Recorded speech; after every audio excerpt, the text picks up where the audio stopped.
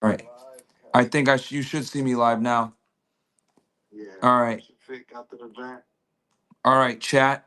Uh welcome guys welcome to the stream, ninjas. Welcome to the stream. Welcome to the stream. I should be good quality. Let me double check on here. Okay. Let me. All right, Bills, I'll get off with you. Yeah, go ahead, bro. All right, bro. Thanks. No worries, gotcha.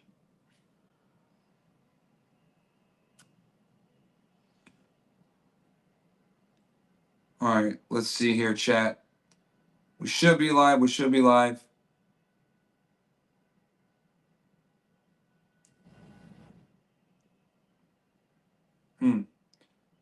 All right, we're live on Fresh and Fit, I see. Let me see if we're live on. All right, let's see here, chat. All right, good audio. Cool. Great. Let me see Myron Gaines X. All right. Cool. All right, we're live. What's up, guys? Welcome to the goddamn stream. Okay, I think we're good now. Finally.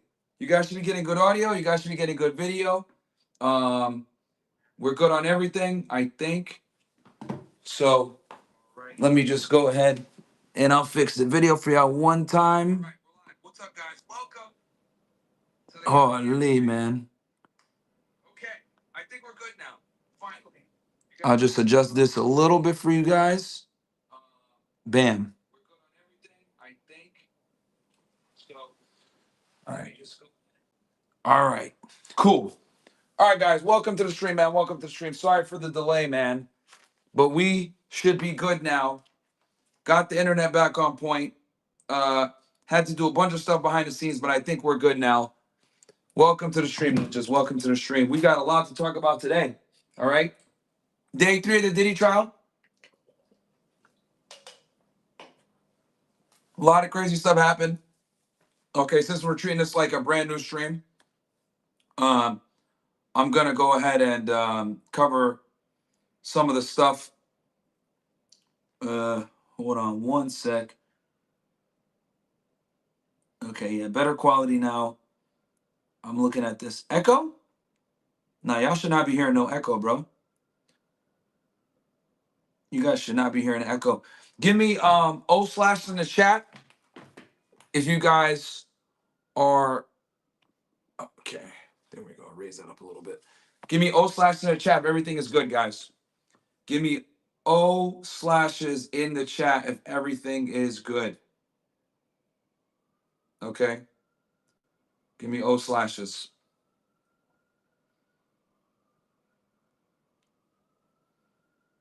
Yeah, I'm moving the camera up too.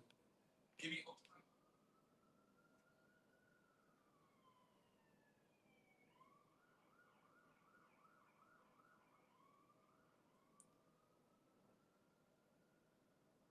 All right, I see a bunch of O/.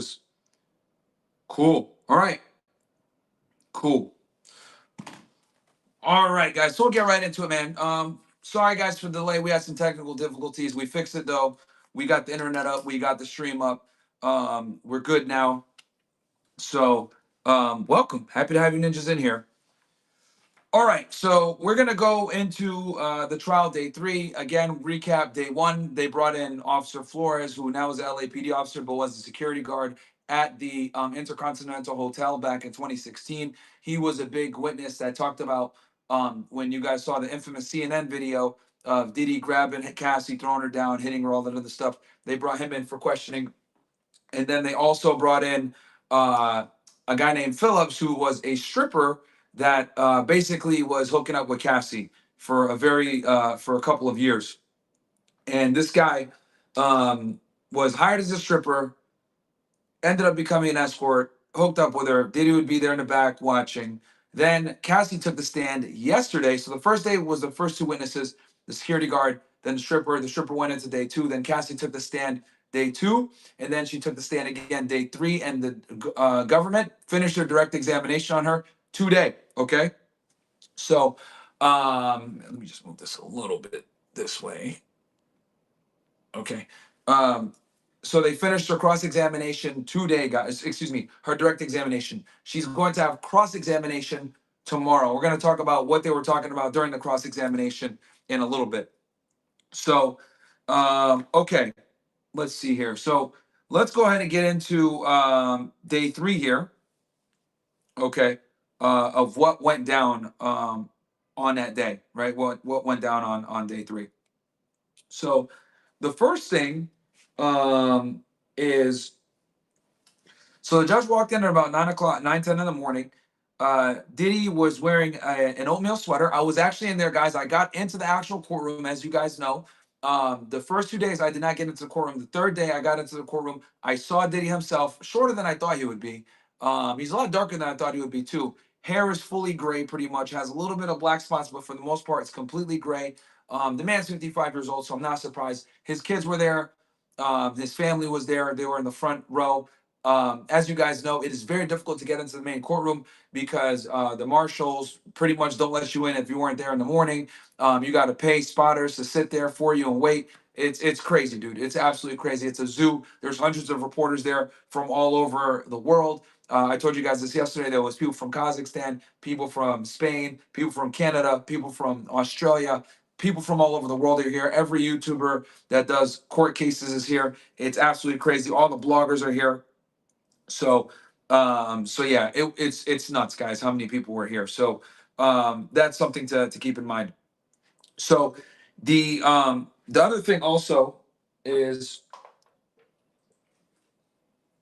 when I got in there, the first thing I did actually was I looked at the law enforcement. Okay, as you guys know, HSI New York is running this case, Homeland Security Investigations, HSI.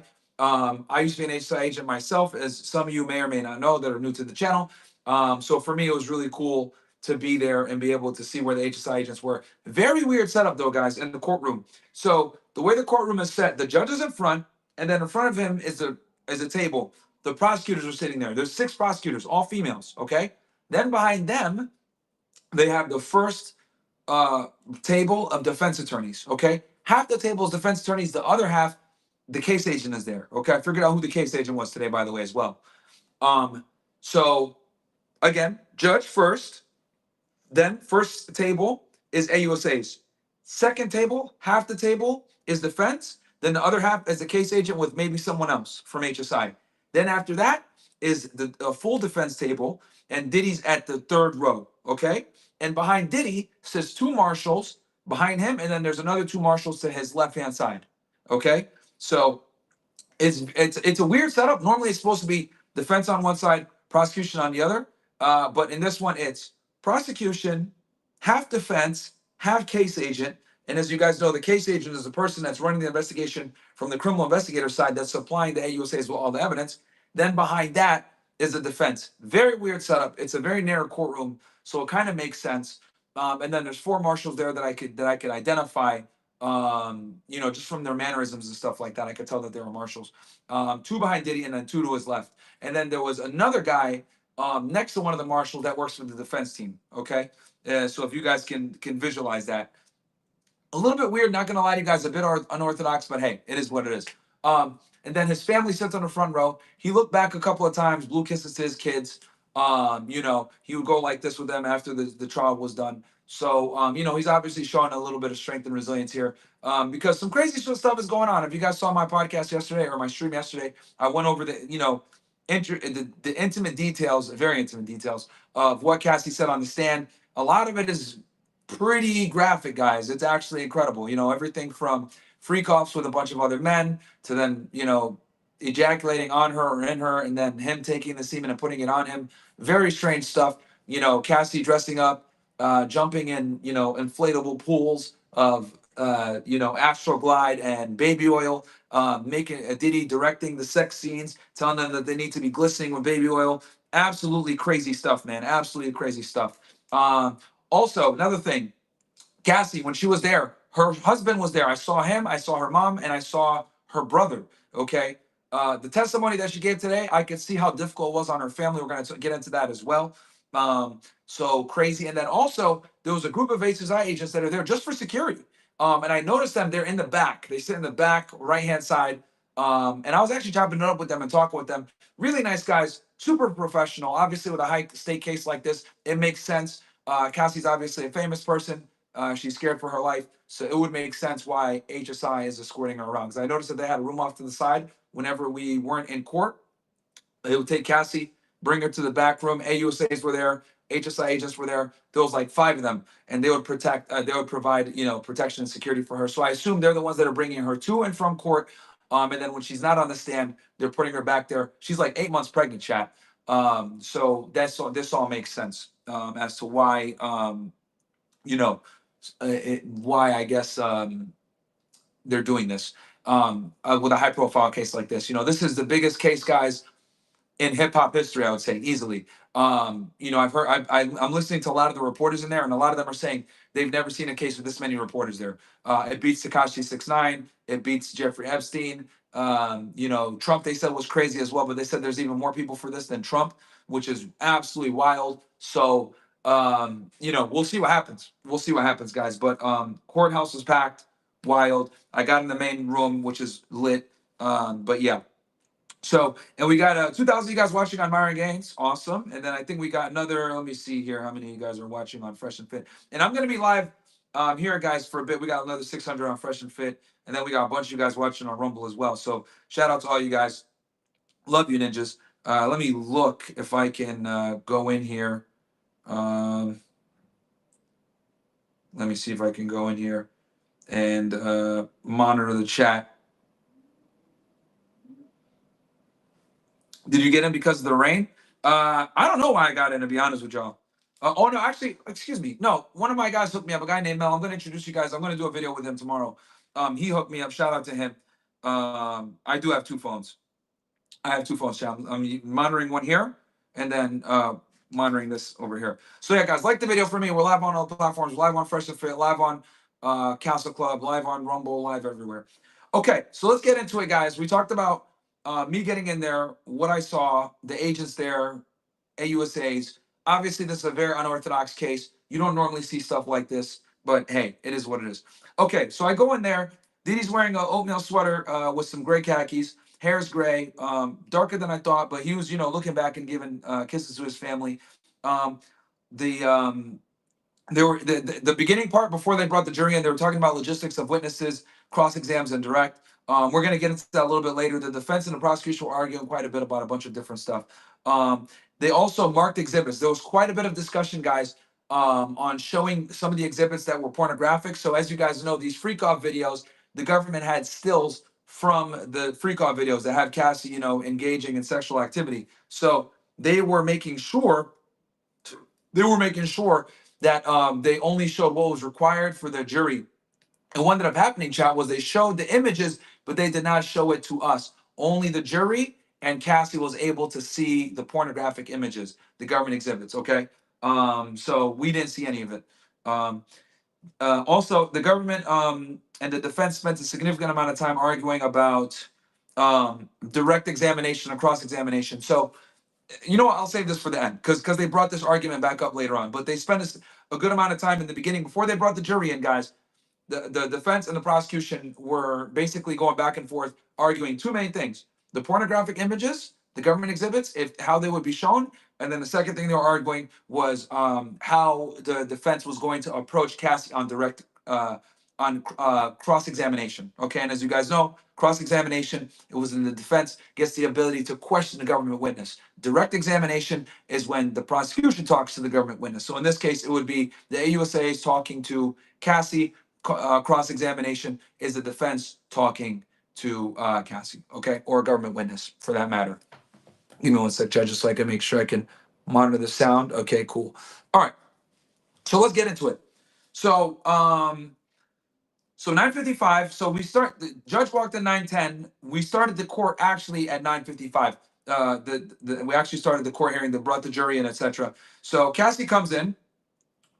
First thing they did was they handed Cassie 2 drives that she had initialed, which had a lot of the evidence on it, right?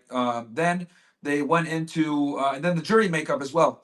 18 total, a white male. So row 1 of the jurors, a white male, black woman, white older woman, white male, black male. Then row 2, older black female, white woman, or no, black woman, white woman, black woman, black man, black woman, white woman, Indian male, and then on row three there was a black man, black woman, Hispanic woman, white woman. So yeah, it was a very mixed bunch when it comes to the jury. There's whites, there was an African dude on there, Hispanic, very mixed, like pretty diverse. So I don't know why the defense was complaining about them taking off black people. Next was they went into Cassie's name, right? They went into Cassie's nicknames. So Cassie uses nickname Jackie Star and Veronica Bang. Okay, those were two of the names that she uses. Um, they asked, so she said, did he ask her more than once, 6 to 8 times to make sure that whenever she brought these escorts around that they weren't a cop. Okay, so the prosecution was interested whenever Cassie would hire these escorts to come in and meet them, she would ask them if they were police. And Diddy always made sure to make sure that she asked that. So what she did, what she would ask about, like, hey, are you not a cop? I'm not a cop, blah, blah, blah. And that's kind of how she vetted the escorts when they came out. Crude, but it got done. Next, they asked her, "Did you ever hit Diddy?" She said she never hit Diddy back at the Intercontinental. She fought back earlier in the relationship, but whenever she fought back, he would fight back even harder. So she stopped fighting him back. And then today we went over a lot of violence, guys. So be prepared. We're gonna get into some violence here when it comes to her and his relationship. So they showed footage of the hood. They showed footage of the hotel again. Diddy took her phone. You can see that Diddy takes her phone from her. Diddy threw the vase and he was yelling at her as well. If you guys haven't seen that CNN footage, I highly encourage you guys watch it. They played that quite a bit during her testimony. Um, Diddy told her she wasn't gonna leave when she wanted to go retrieve her stuff. This is back at the hotel on March 5th, 2016. Um, Diddy sent her a text saying for her to call him. Please call me. I got 6 kids. Please call me. Call now. She didn't return the calls, but after she had left, as you guys know, he chased her down, and then she went to get her stuff. Then she came back. After the security guard was with her, Diddy kept calling her and texting her, and she didn't respond. Also, she mentioned one of the escorts that they frequented, a guy named Jules, was at the Intercontinental that day, which confirms what if you guys remember, the first day of testimony from the security guard, the first witness that came on was a guy named Officer Flores, who was the director of security over at the Intercontinental back then. He also confirmed that he saw a male in the room with Diddy when he went to, deal with the situation with him and Cassie. Then they went into exhibits and they showed pics. Okay, they showed a pic from after the altercation on March 5th, 2016. And in the photo, she had sunglasses because she claimed that she had a black eye underneath, though we didn't see the black eye. And her lips were swollen from the assault. And then Diddy messages her telling her to call him. The cops are here. You're gonna abandon me.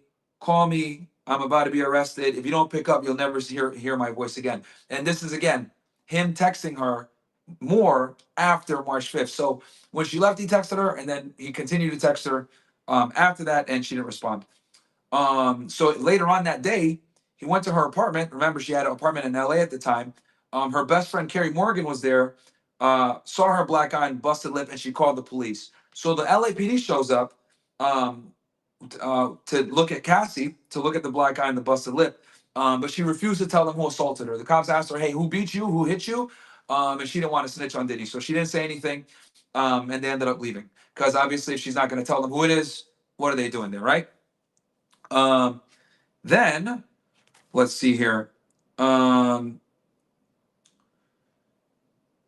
So he came to the apartment. So Diddy came to the apartment later, and he tried to get inside. He was banging on the door, kicking the door, but they didn't let him inside. Her friend Carrie was there, and she was obviously very mad.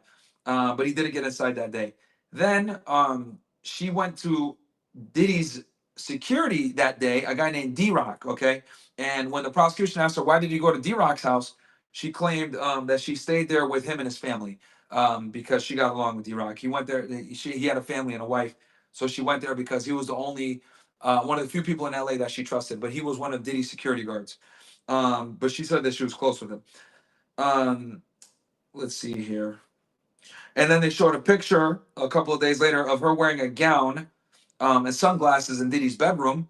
This is after March 5th. She was assaulted on March 5th. And then a couple of days later, if you guys remember, she had a movie premiere that she went to.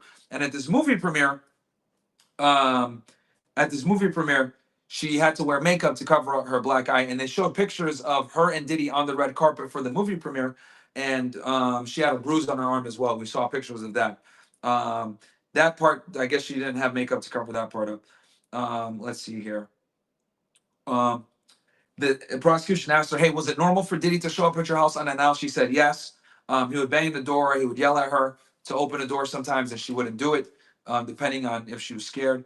And then the photo that was taken at the premiere with Diddy, you can see a small bruise on her shoulder. She had makeup to cover her black eye because with the picture she looked good in it. But she said that she had to wear makeup to cover up the bruising of her black eye. So then they showed another photo of her with a green dress, and you can see a bruise on her shin. Okay, uh, me personally, I couldn't see it, but I could see like a little remnants of it when because I was kind of far away from the monitor. But they showed another picture because after they had so she went okay, so that happens March 5th, right? A couple of days later, she has her movie premiere. Okay, after the movie premiere, she puts on another gown, okay? And the gown that she had this time was shorter. It was a dress. They went to the after party, this green dress that she had on, and then the picture that you can see, she had a bruise on her shin, okay? So then we went into the escorts that hooked up with her. She had sex with 13 different escorts, Chad. Yes, 13. Okay. Um, one guy named Ash, another dude she didn't know the name, a black guy, another dude named Islander, another dude named Tommy, another dude that she didn't know the name, another dude named Skylar, another guy named Jake, another white guy that she didn't know the name of, a guy named Greg, a guy named Jonathan, another dude she didn't know the name of, another guy named Brian, and another guy named Ben. Now, multiple of these escorts worked for either that Garen guy that I told you guys about yesterday that helped her procure the escorts.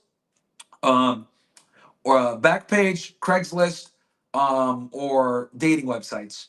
But yeah, literally a bunch of these dudes. It was 13 different men. On top of the other guys, that she hooked up with as well. So we're talking honestly, guys. I think throughout the course of this trial, we're talking about like almost 20 guys that 20 escorts that were mentioned in this trial. We don't even know all the other ones, but in this trial, roughly 20. Roughly 20. Yeah, some of them came from Backpage and Craigslist, and then most of them came from this guy named Garen, who ran this company called Cowboys and Angels. And basically, it was an escort service. Like, they were strippers, but they were also escorts as well. So, yeah. And it was crazy. I was looking at her husband when this was all going down. He was just sitting there stone faced, Chad. He was just sitting there stone faced, man. Bro, it's crazy. Anyway, carrying on. Um, How's the audio, by the way, guys? Give me O slashes if audio and video is good. If it's still good. Give me O slashes if audio and video is still good. Before I keep going on here.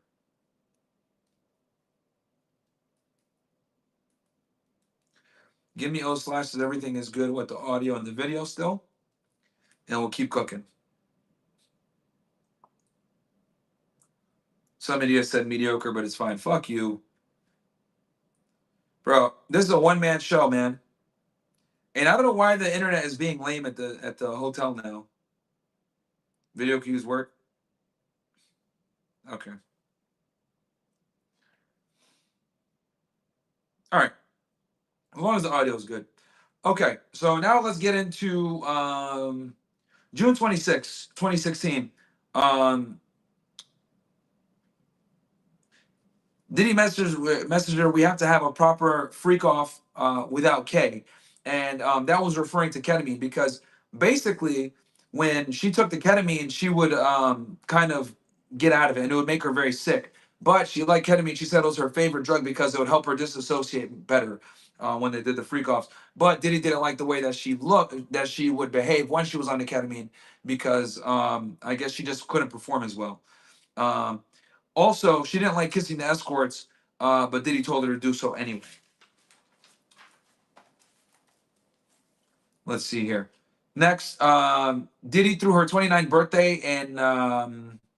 in Vegas, if I'm not mistaken, or was it LA?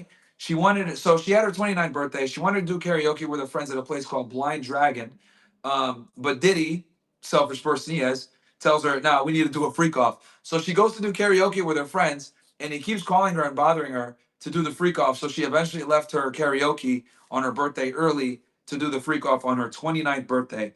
Um, and she got pulled off.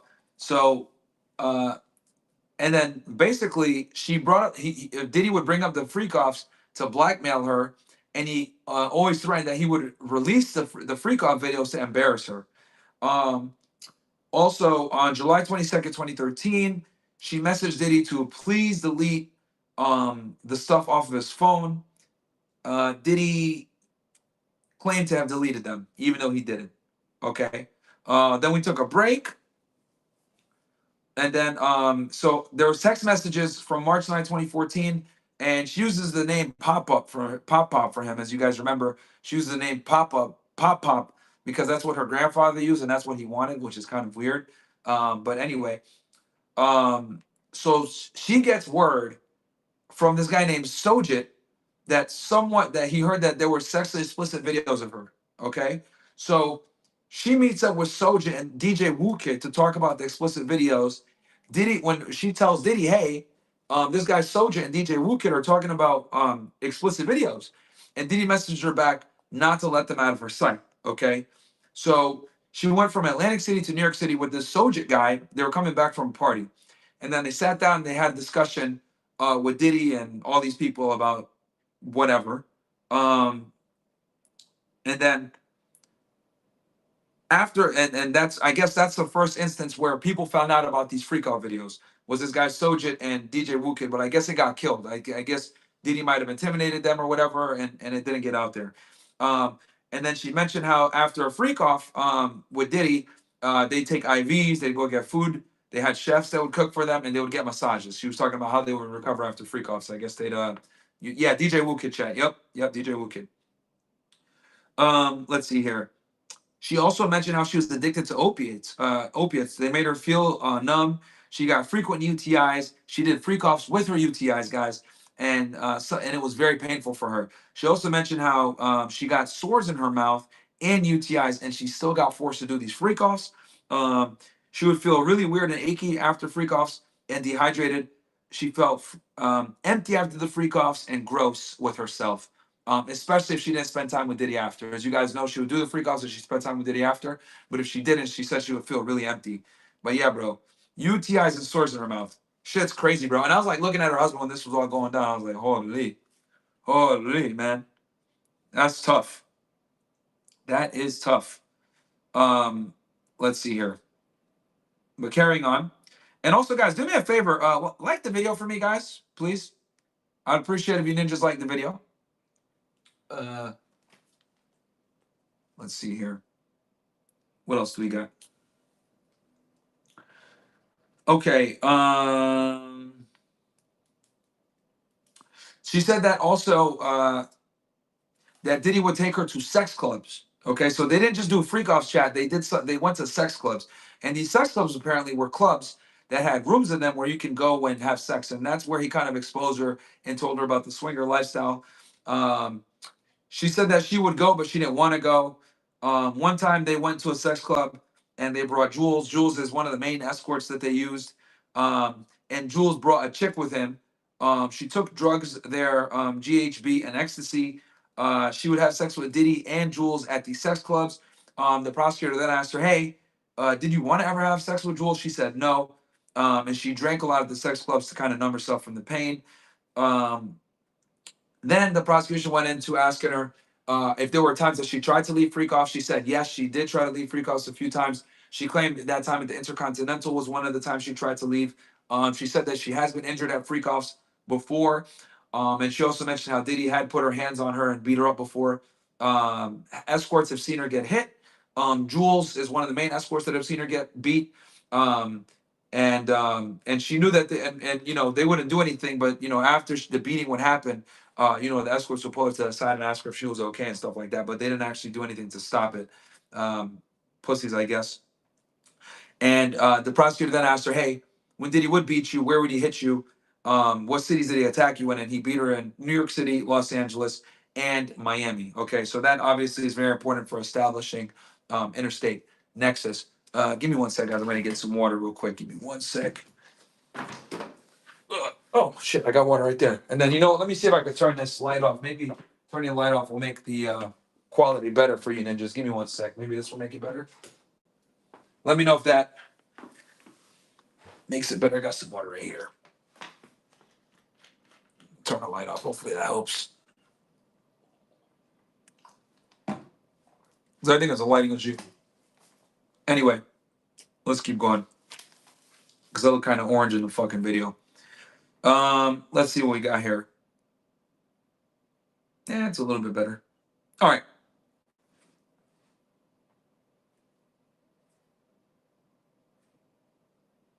Okay, let's keep going. So he put hands on her in New York City, Los Angeles, Miami. That's very important, guys, as you guys know, for establishing interstate nexus. She also mentioned how she went to a gay club with her friend Deontay Nash. They showed a picture of Deontay Nash. It's called the Abbey Gay Club. I think this was in LA. And then she said after they went to the gay club, they came back and they were packing for Uvio Fest, aka Drex Festival in Toronto, with her friend Maya and Deontay. Diddy came over. She was asleep. I guess she didn't pack fast enough. He got mad. He attacked her. Her friends jumped on Diddy. Okay, so they started attacking Diddy for hitting her. Me and Deontay. And Diddy threw her on the bed frame, and she got a big gash on her left eyebrow. And they showed a photo in the court. And what I will tell you guys is when I saw the photo, it was pretty bad. She had a big gash on her left eyebrow right here when they showed the photo, and it was like pretty deep in, and you can see that like the cut actually going in there. After this happened, um, Diddy sent her to a plastic surgeon's office. He sent her to a plastic surgeon he knew. D-Rock went with her, and he arranged for it. She sent a photo on August 5th, 2013 to Diddy and said, so you can remember at 11:48 a.m. So basically after he did that shit to her, a couple of days later, she sent a picture of the busted eye gash on her left eyebrow. And I think she still has that scar to this day, Chad. So absolutely wild stuff. Let's see here. What else we got?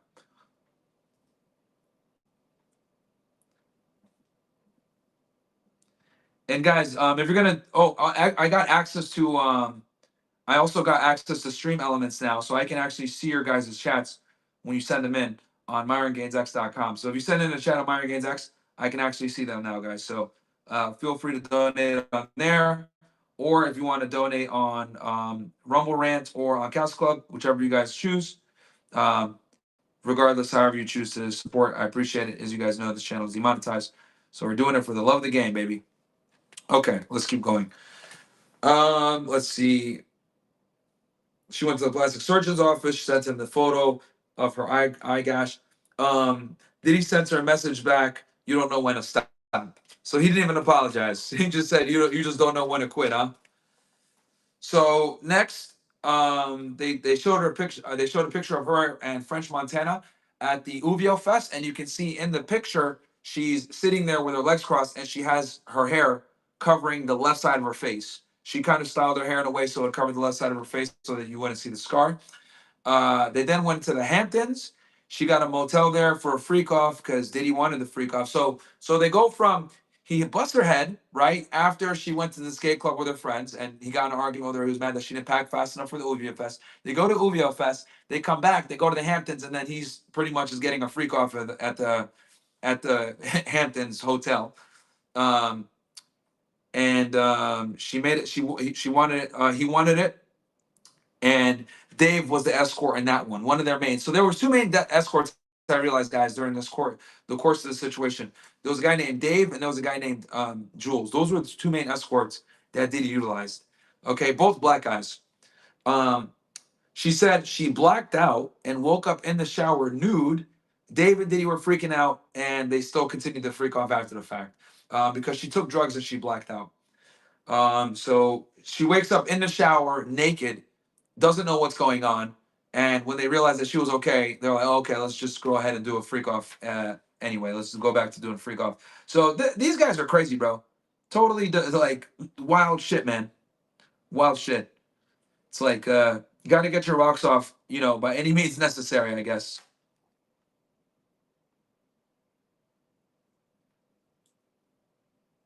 Oh man, what the hell? Hold on, chat. I gotta kick some of these other Myron Gaines. I think I see a couple other like Myron Gaines in here. I don't know why.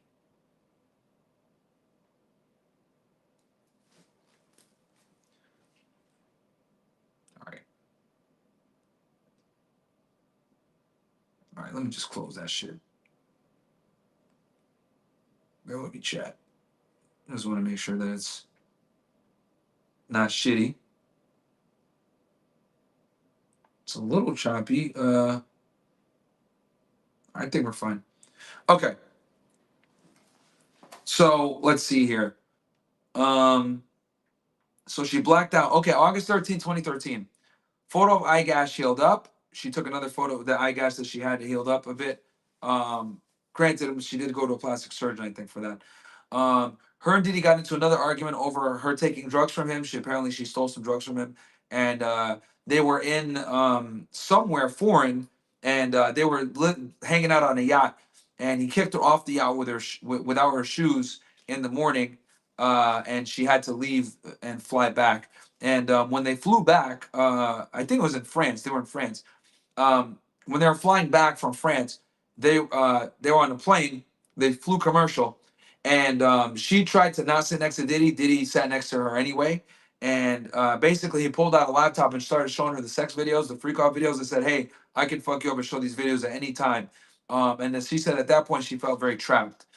They landed in New York City. They had dinner. Then Diddy wanted another freak off, and they did a freak off. This nigga's crazy, bro. So they get into an argument. So they're in France, right? They're on a boat with one of Diddy's like rich friends out there. She does some shit, pisses him off. He kicks her off the yacht. Then they fly back to New York shortly after that. They get on the plane. She defies him. He shows her videos of themselves on the laptop. Mind you, she thought these videos were deleted. He shows her the videos. Basically, they're still there and says, "Hey, I can release these at any time." They get back to New York. They have dinner. And then the dude wants another freak off. Fucking wild. Crazy, man. Bro's a horn dog. Um, so let's see here.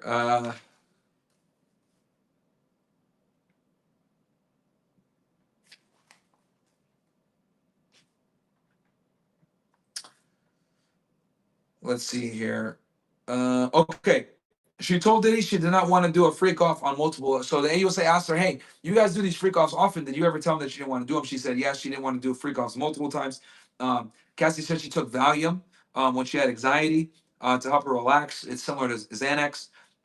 Also, interesting thing that I made a note of.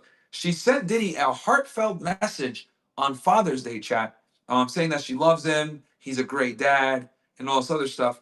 And you know, when the prosecutor asked her, "Hey, why did you send that text?" She said she sent it because you know it was his birthday, or it was Father's Day when she sent this text. So I anticipate that the defense is going to attack her on that chat tomorrow. I anticipate they're going to really attack her pretty hard on that tomorrow. Let's see here. January 20th, 2017, she sent a message to Diddy. Nothing good comes out of freak offs. You treat me like Ike Turner. So the relationship started to get really bad, guys. 2017, 2018. They ended up breaking up in 2018. But they showed a text message from January 20th, 2017, where she basically told him, "Hey, nothing good comes from these freak offs." And then we took a break. 1:55 p.m. We got back into court session. Cassie took the stand again.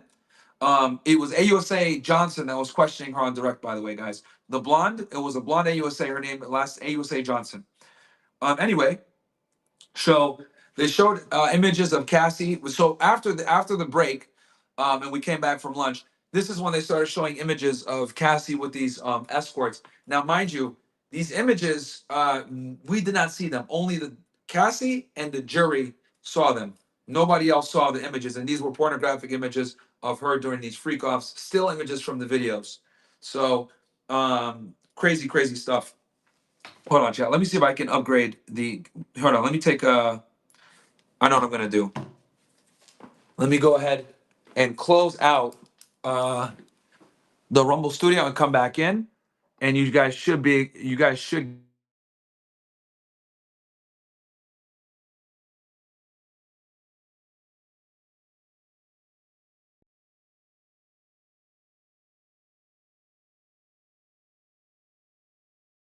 You guys should get better video here now in a second. Give me 1 sec. I'm gonna fix this for y'all ninjas. Camera settings. Boom. Flip that shit. All right. Chat, let me know if that's better. Hopefully, you guys should get better quality. I just closed the app and opened it back up for you guys. Should be back better quality. Let me turn the light on. All right. Is that better, chat? Is that better video? Or is it still being trash? Is it better video now, chat? Got worse?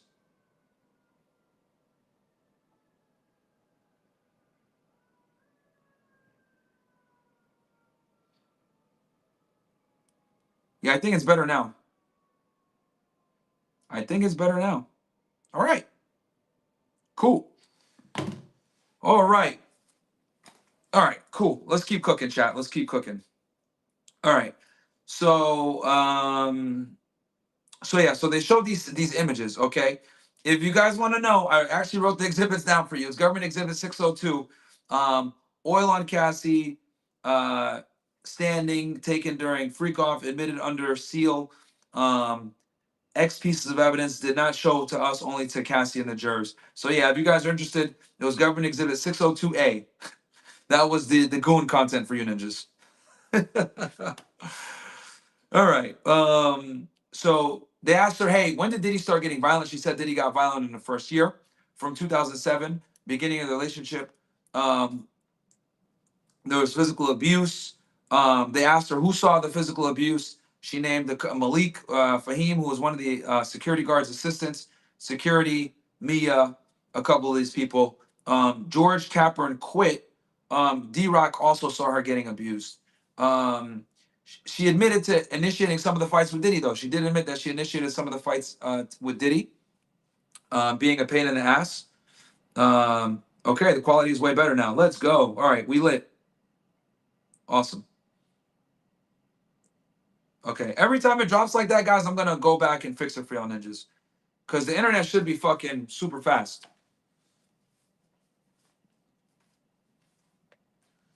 Let's see here. So yeah, so she initiated to starting some fights with Diddy. So in the first year that they were together, from 2007 to 2008, the first instance of physical abuse was in a New York City restaurant. Diddy basically knocked her around in her car. Um, Security saw it. Diddy hit her on the side of her head. She said that she was shocked when he did that for the first time he hit her. And this happened somewhere around 2007, 2008.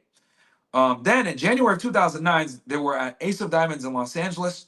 Um, there was a party happening and she was drinking. She spoke to a producer about music. Diddy saw her speaking to this producer and he called her a slut.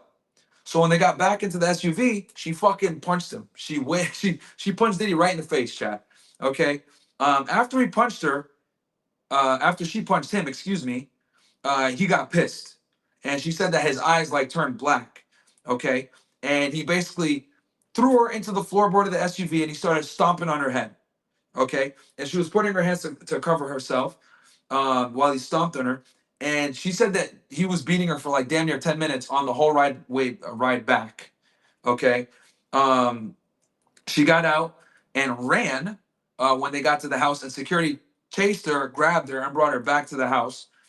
She went to the basement to look at herself, and her whole body was bruised up with knots and bloody black eyes, all that stuff, bruising scars, everything. So Diddy went downstairs to see her. He had calmed down at this point, and he sent her to the hotel. Okay, he sent her to another hotel. I think it was called the London Hotel in L.A., where she can stay there for a few days. And he said that nobody can see her. He sent her there with one assistant and one guard. Um, So when she went to the London hotel, an assistant named Genevieve brought her ice cream. She said she wanted to go home, but Diddy said no. She was allowed to leave and go to the studio with Diddy later on. But that was pretty much it. Her and Diddy met up at the studio a few days later. She went to Chow. Okay. Oh yeah, they went to. Okay, so they went to a recording studio. She still had bruising, bloodshot eyes, but she wore sunglasses when she met with Diddy at the music studio. So he met with her a couple of days at the studio, but he wouldn't let her go anywhere else. And this is kind of a theme, guys, with Diddy. Anytime he beats her, and she gets bruised up, he pretty much puts her in a hotel for a few days, and she can't leave. That's like kind of the MO here. Anytime he beats her. So yeah, wild stuff. Yeah, video is way better. Guys, do me a favor, like the video, man. Every time the video quality goes down, I'm just gonna reset the fucking Rumble Studio thing. We're live on Fresh and Fit as well. We're live on Myron Games. We're live on Fresh and Fit. So we're cooking on all angles right now. We got what 4,000 plus you guys watching right now between all the different platforms. Well, welcome. Shout out to all you guys watching on Fresh and Fit as well. Okay, so let me go back. Let me make sure I'm not missing anything here. And I'll check the chats after, guys. I'll read all the super chats after, just so I risk don't like not messing anything up. But I'm just like monitoring the stream from here right now. All right, cool. All right.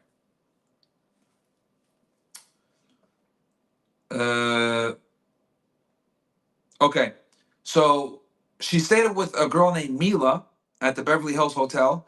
Her and her friends went to a Prince party. Okay, so Prince was having a performance, a rare performance in his basement, and he invited a bunch of people, and Cassie got invited, and she wanted to go. So she went, and she didn't tell Diddy, right? So she goes to this, she goes to his house for this performance, and when she goes in there, she sees a bunch of executives at BET, from BET, a lot of famous people and stuff like that, and then she sees Diddy there, and she sees Diddy, he kind of sees her, and she runs out of there, right? Because she didn't ask for permission. She knew he was gonna say no, and she ran out of there. And when she left, Mila left with her. She got in a fight with Diddy. Because of this, got bruising and scars. Then we get into the Kid Cudi stuff. Okay, so this is gonna get crazy here, right? So Kid Cudi, his real name is Scott Ramon Zaguro Mescudi, Kid Cudi. We're gonna call him Kid Cudi, but during the course of the testimony, they called him Scott. But then she ended up getting into a relationship with Kid Cudi. Okay, and this becomes the Kid Cudi chapter. Look, before we get into Kid Cudi, I need y'all ninjas to like the video. We need to hit 2,500 likes. We're only at 1.2K. I'm doing this stream for you guys despite the technical difficulties. We fixed the technical difficulties. Like the goddamn video. Let's get to 2,000 likes. We're at 1.2. Let's get to 2,000 on Myron Gaines X, guys. Let's get to 2,000, and I'll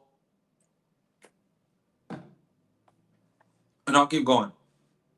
Get to 2,000 likes, ninjas. Let's go.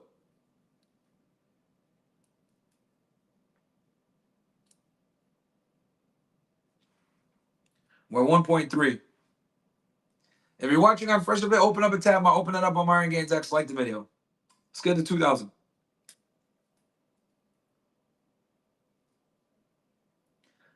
Because then we're gonna get into the Kid Cudi chapter right now.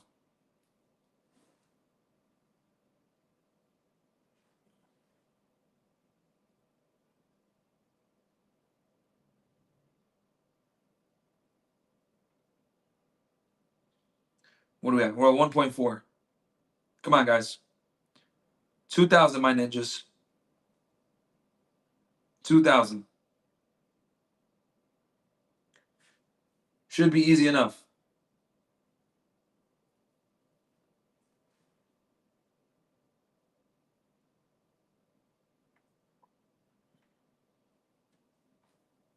We're at 1.5. Almost there, ninjas. Got almost 40,000 you guys in here.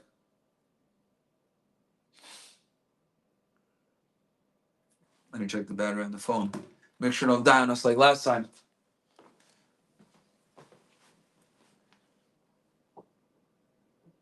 All right, we got plenty of battery.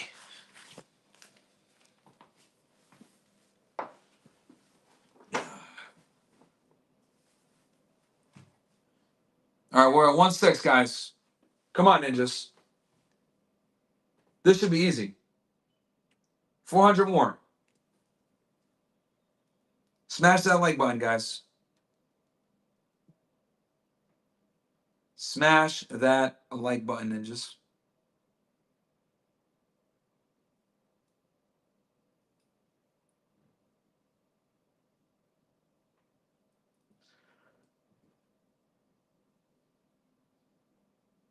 Bros are saying you're going bald, homie. No, guys, I just got grays. Come on, be honest with you guys. I just got a lot of grays, man.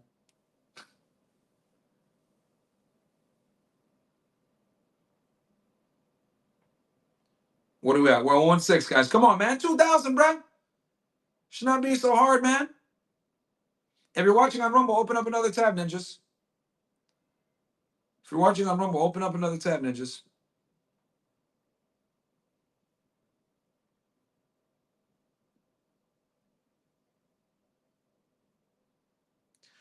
We got 7,000 you guys watching on Rumble. We got 7,000. Yeah, we got over 10,000 you guys in here, by the way. Yeah, we got well over 10,000 people in here. We got 7,000 plus on Rumble. We got another 1K on mine. We got another 3 on YouTube, and then another. Yeah, bro, we got like over 10,000 people watching right now. Shout out to all you ninjas, man. Love y'all. All right, we're almost there. We're at 1-7, chat. We're at 1-7. 1-8. 200 more. Then we're gonna get into the Kid Cudi chapter. But yeah, we got 11,000, 12,000 you guys in here watching live right now. No bots, baby.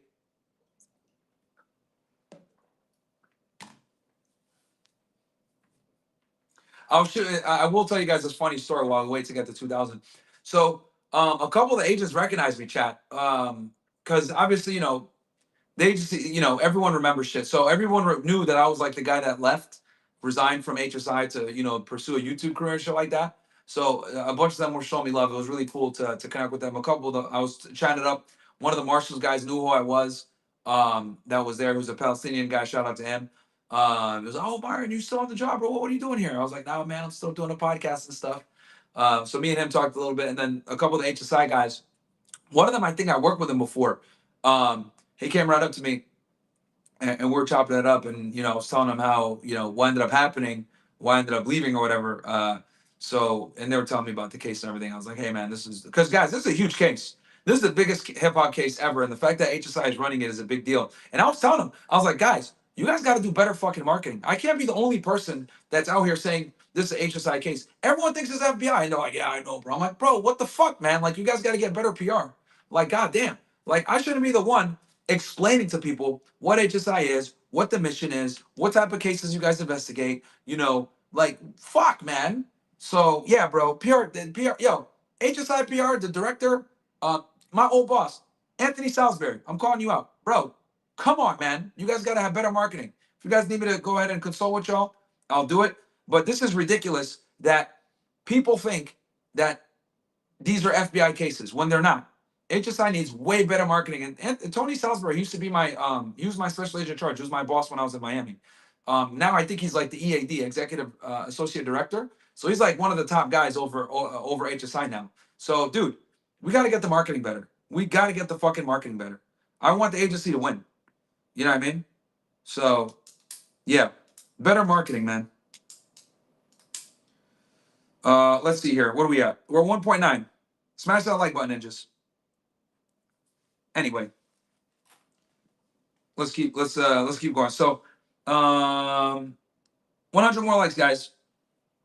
But it was cool to meet some of the guys there, see some of the HSI agents, because they knew who I was. They knew I was the guy that left. Because, guys, nobody leaves the government to do entrepreneurship. Nobody does that shit. You're talking about a 6-figure job, take-home car, great career, many ways to move up, fun job. No one leaves that job. So, like, the fact that I left, like, a lot of people in the agency know, like, oh, that's the guy that left for YouTube. You know what I mean? Nobody does that shit. So, that's like my reputation. So people, when they saw me there, they were like surprised, but they were super professional, super nice. You know, it was good to see that HSI is running a big case like this, and they did a fantastic job with running this case, guys. Because a case this big, of this magnitude, oh man, we're talking about an enormous amount, tremendous amount of resources to bring this thing to prosecution, and then going to trial, guys. I've been to trial before. Going to trial is not fun, guys. This is why most of the time they plead out. Okay, 90+% of cases plead out because going to trial is so taxing and burdensome on all parties, on the defense and on the prosecution, because you have to prepare, right? You got to prepare the witnesses, you got to bring them in. If you got a high profile witness like Cassie, you got to provide protection. You got to bring them to and from sometimes. So an enormous amount of coordination was done, but they did a great job, right? I got to give them credit. Southern District of New York, HSI, this is me putting my agent hat back on, looking and seeing how they were running things. They did a really good job. They did a really good job. But anyway, let's keep going. So Kid Cudi, right? So basically, she started dating Kid Cudi in 2011, December. She didn't tell Cudi about it. Oh, Akademiks called me on FaceTime. Yeah, I'll join real quick. Yo, what up? I'm live right now. Yo, Yo, what up, man? Myron. Yo, two things. First of all, Yeah, sure. I'm watching you. I'm watching you. I'm live and I'm watching you. All right. Second of all, bro, could you please just go use my studio, bro? Like, you're up. Yo, I have a producer there. You could go there, no technical issues. Go use my studio, my guy. I didn't know I could, bro. I didn't know I could. Bro, all you have to tell me, I'm being there at this time. I'll give you the address. It's 5 minutes from Times Square.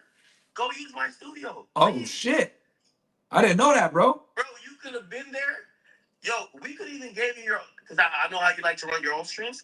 We could have gave your own shit where like you run your streams like you're in Miami, bro. Like, please, just go use my studio. I stream from the crib. Yeah. But yo, you've always given me you've been so great to me in Miami.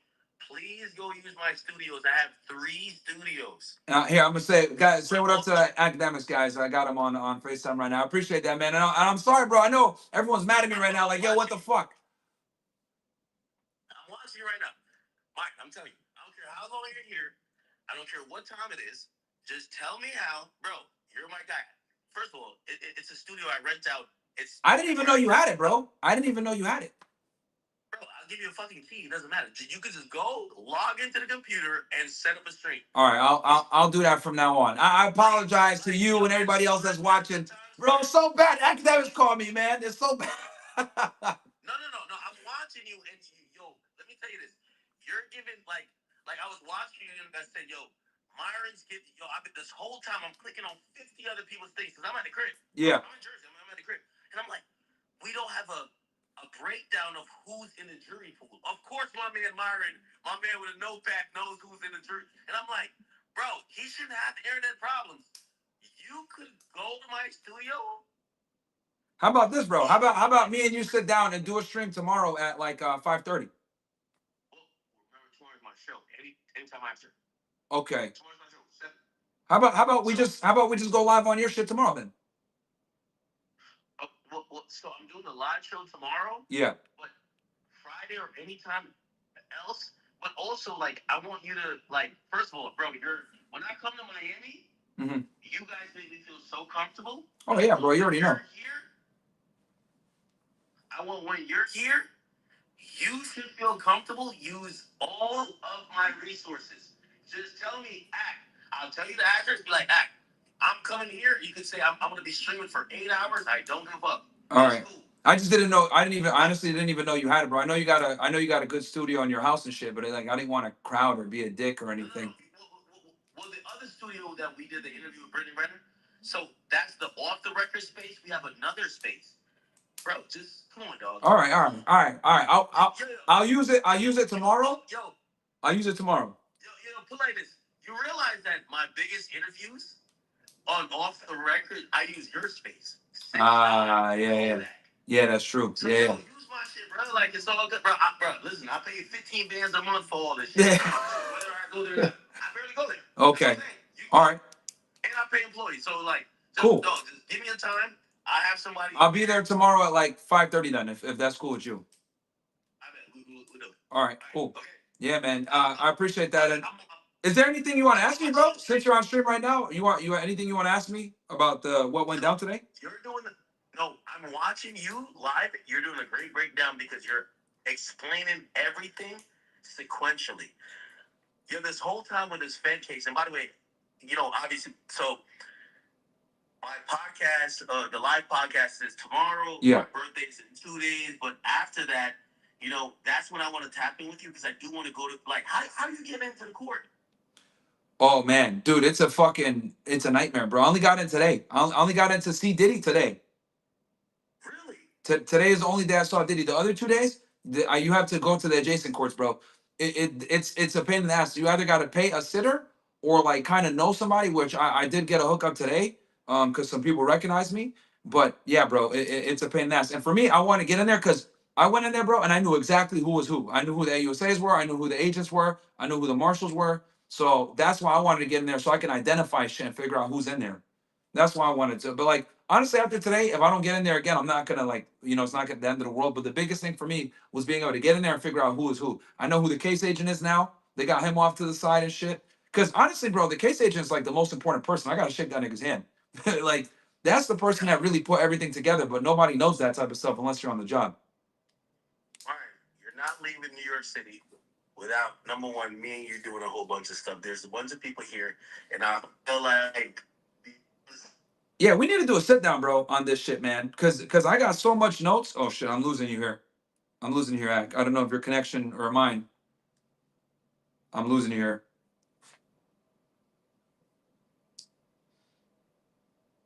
I think I lost Ak. God damn it, I think I lost him. Oh, yeah, okay, I got you now. Yeah.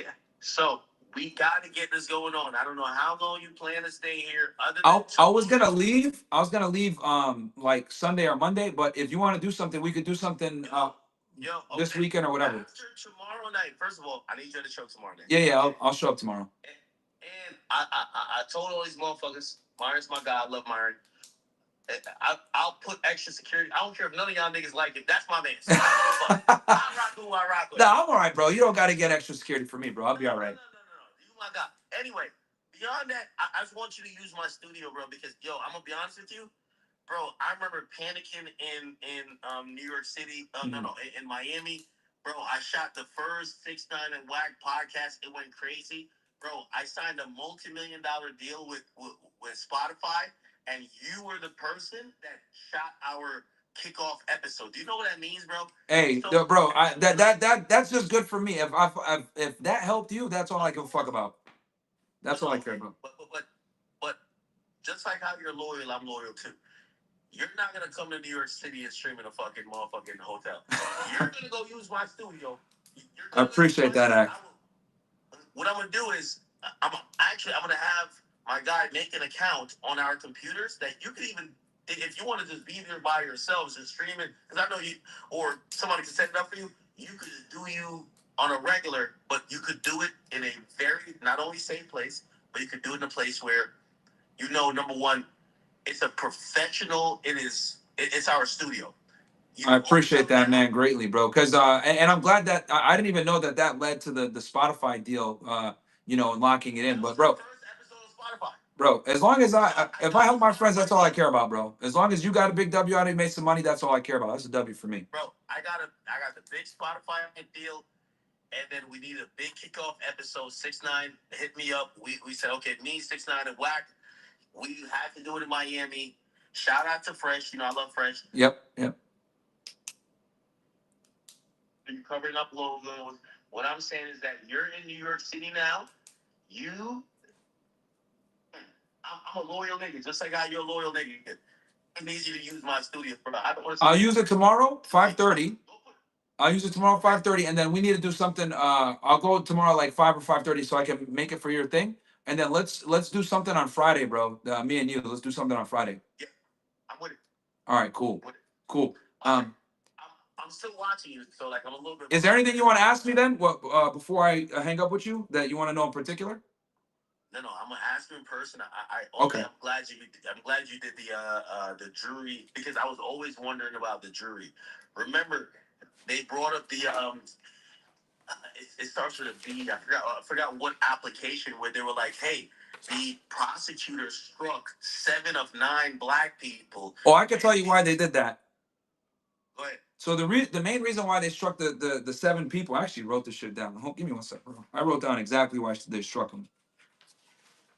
Because the defense brought that up, like, hey, they struck 7 black people. What's up with that? But and this is how I knew the AUSA was really good, bro. Because the AUSA immediately, like, she almost knew that they were gonna do that shit. So I'll go through it with you. So they struck 7 black people. A female juror. Let's see here. She knew. Okay, so the first juror they struck, she was a female juror. She knew 17 names of the witnesses and all the kids of Diddy. She also watched Making a Band. She had a fiance for 4 years that was in prison. So that was one of the jurors why they got rid of her. Second juror, they struck them for covering up that he got arrested by the police for harassing a cop back in 2010. He also had lack of candor issues. Now, lack of candor when it comes to court is a big problem. So lack of candor is basically someone that's not honest.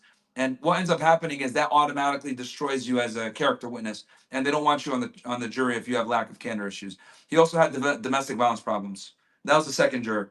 The third juror, ex-husband spent time in prison for murder, and her brother was arrested for drugs. Fifth juror, it was number 161. 2 brothers got arrested for felony convictions. He watched media coverage on the case. Also, he was gonna lose. He told the jury, he told the AUSAs and the defense that he was gonna lose 30% of his income, but he still wanted to be on the case. So they thought that he was trying to get a book deal or some other media shit. So they didn't bring him on because he admitted he was losing 30% of his income, but still wanted to be on the panel. Or sorry, on the jury. Oh, okay. Hold on. And this is why I can't wait to sit down with you. So, by the way, yeah. So you know what people are telling me? They're saying Jane Doe. You know who they? So my stream is telling me Jane Doe. Yep. Because we heard her lawyer. We heard a lawyer start making some challenges because it's the big thing today was about, hey, could your lawyer really consult you while you're being cross-examined? They said my audience actually thinks that Jane Doe is 50 Cent's baby mama. That would make sense. And okay, let me help make the point. Because I said, well, why would somebody want to be Jane Doe but being in this trial? Because I said, if you're in this trial, you know you can write a book.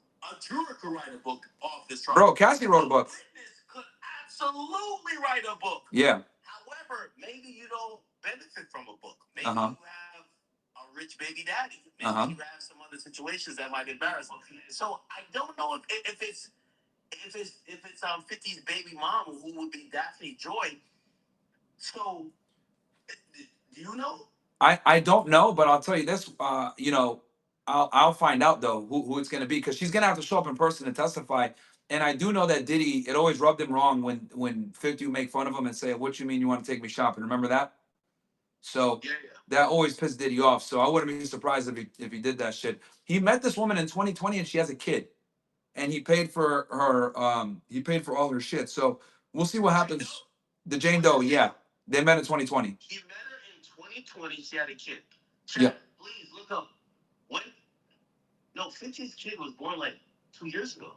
No, but yeah, I don't know when the kid was born, but I don't know how old the child was. But I know that him and Jane Doe met in 2020. It was a newer relationship. Oh, okay. Last thing, and then I'm gonna let you do you because I'm gonna watch you. Yeah, no worries. Nah, but I'm glad that I'm telling you this. Hold on, let me finish with the jurors. My bad.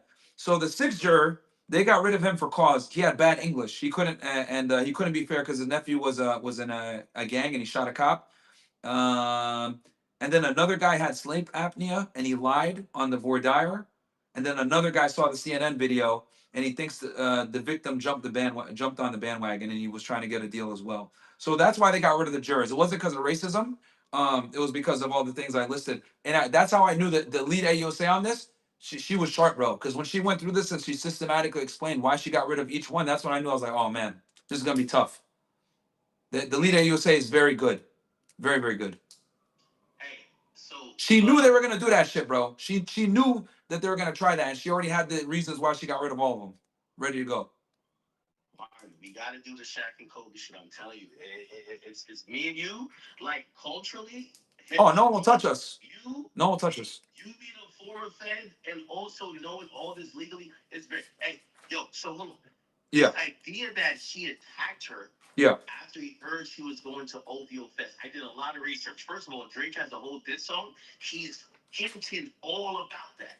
It's called Yeah. Second of all, she did go to Toronto. She did. Here's the thing. He went with her. Oh, okay. No, well, I think it. Yeah. I think he did go with her, bro. Because We found the pictures. Because We found everything. because here's the thing, bro. So let me tell you what happened. I don't know who reported on this. Like maybe they messed up or something. She admitted that the day before OVO Fest, she was packing with her friend. So she went to a gay club with this guy named Deontay and her friend, right? And they went to this gay club and they came back and she was supposed to be packing for OVO Fest, but she was asleep. So Diddy shows up at the house and she's not packed. So he's like, "What the fuck are you doing asleep? You didn't pack." And I think that's the reason why. And he started hitting her. But her friends like kind of jumped on him and stopped him from like beating her up too bad. And that's when he threw her head against the bed frame or whatever. And that's how she got the gash in her eye. So I think when he showed up to beat on her, it was because she didn't pack and she was like, you know, still tired from the party the night before. That's why I think he beat her. But yeah, I believe that he went to OVO Fest with her. I believe it. And by the way, and I know you're like me, so like even after you get off street, you're gonna be googling and doing, just research the shit. Bro, just call me direct. If you got any of these questions, bro, just call me direct because you already know I'm gonna tell you what it is. But no, I think he went to OVO Fest with her. I believe you. I agree. No, you're right. No, we looked all this up. Yo, I'll say this last thing. Because the reason he whooped her ass is because she didn't pack, bro. The reason she admitted it, she said the reason why he whooped her ass is because she didn't pack. So the only reason he would care that she didn't pack is because he was going with her. Okay, perfect. What ended up happening? Remember, Drake fought with Diddy. Yeah. Now we're realizing Lil Duval spread a rumor back then that it was about Cassie. Here's the interesting part about the whole thing. Yeah. Drake apparently was luring her with the same type of promise.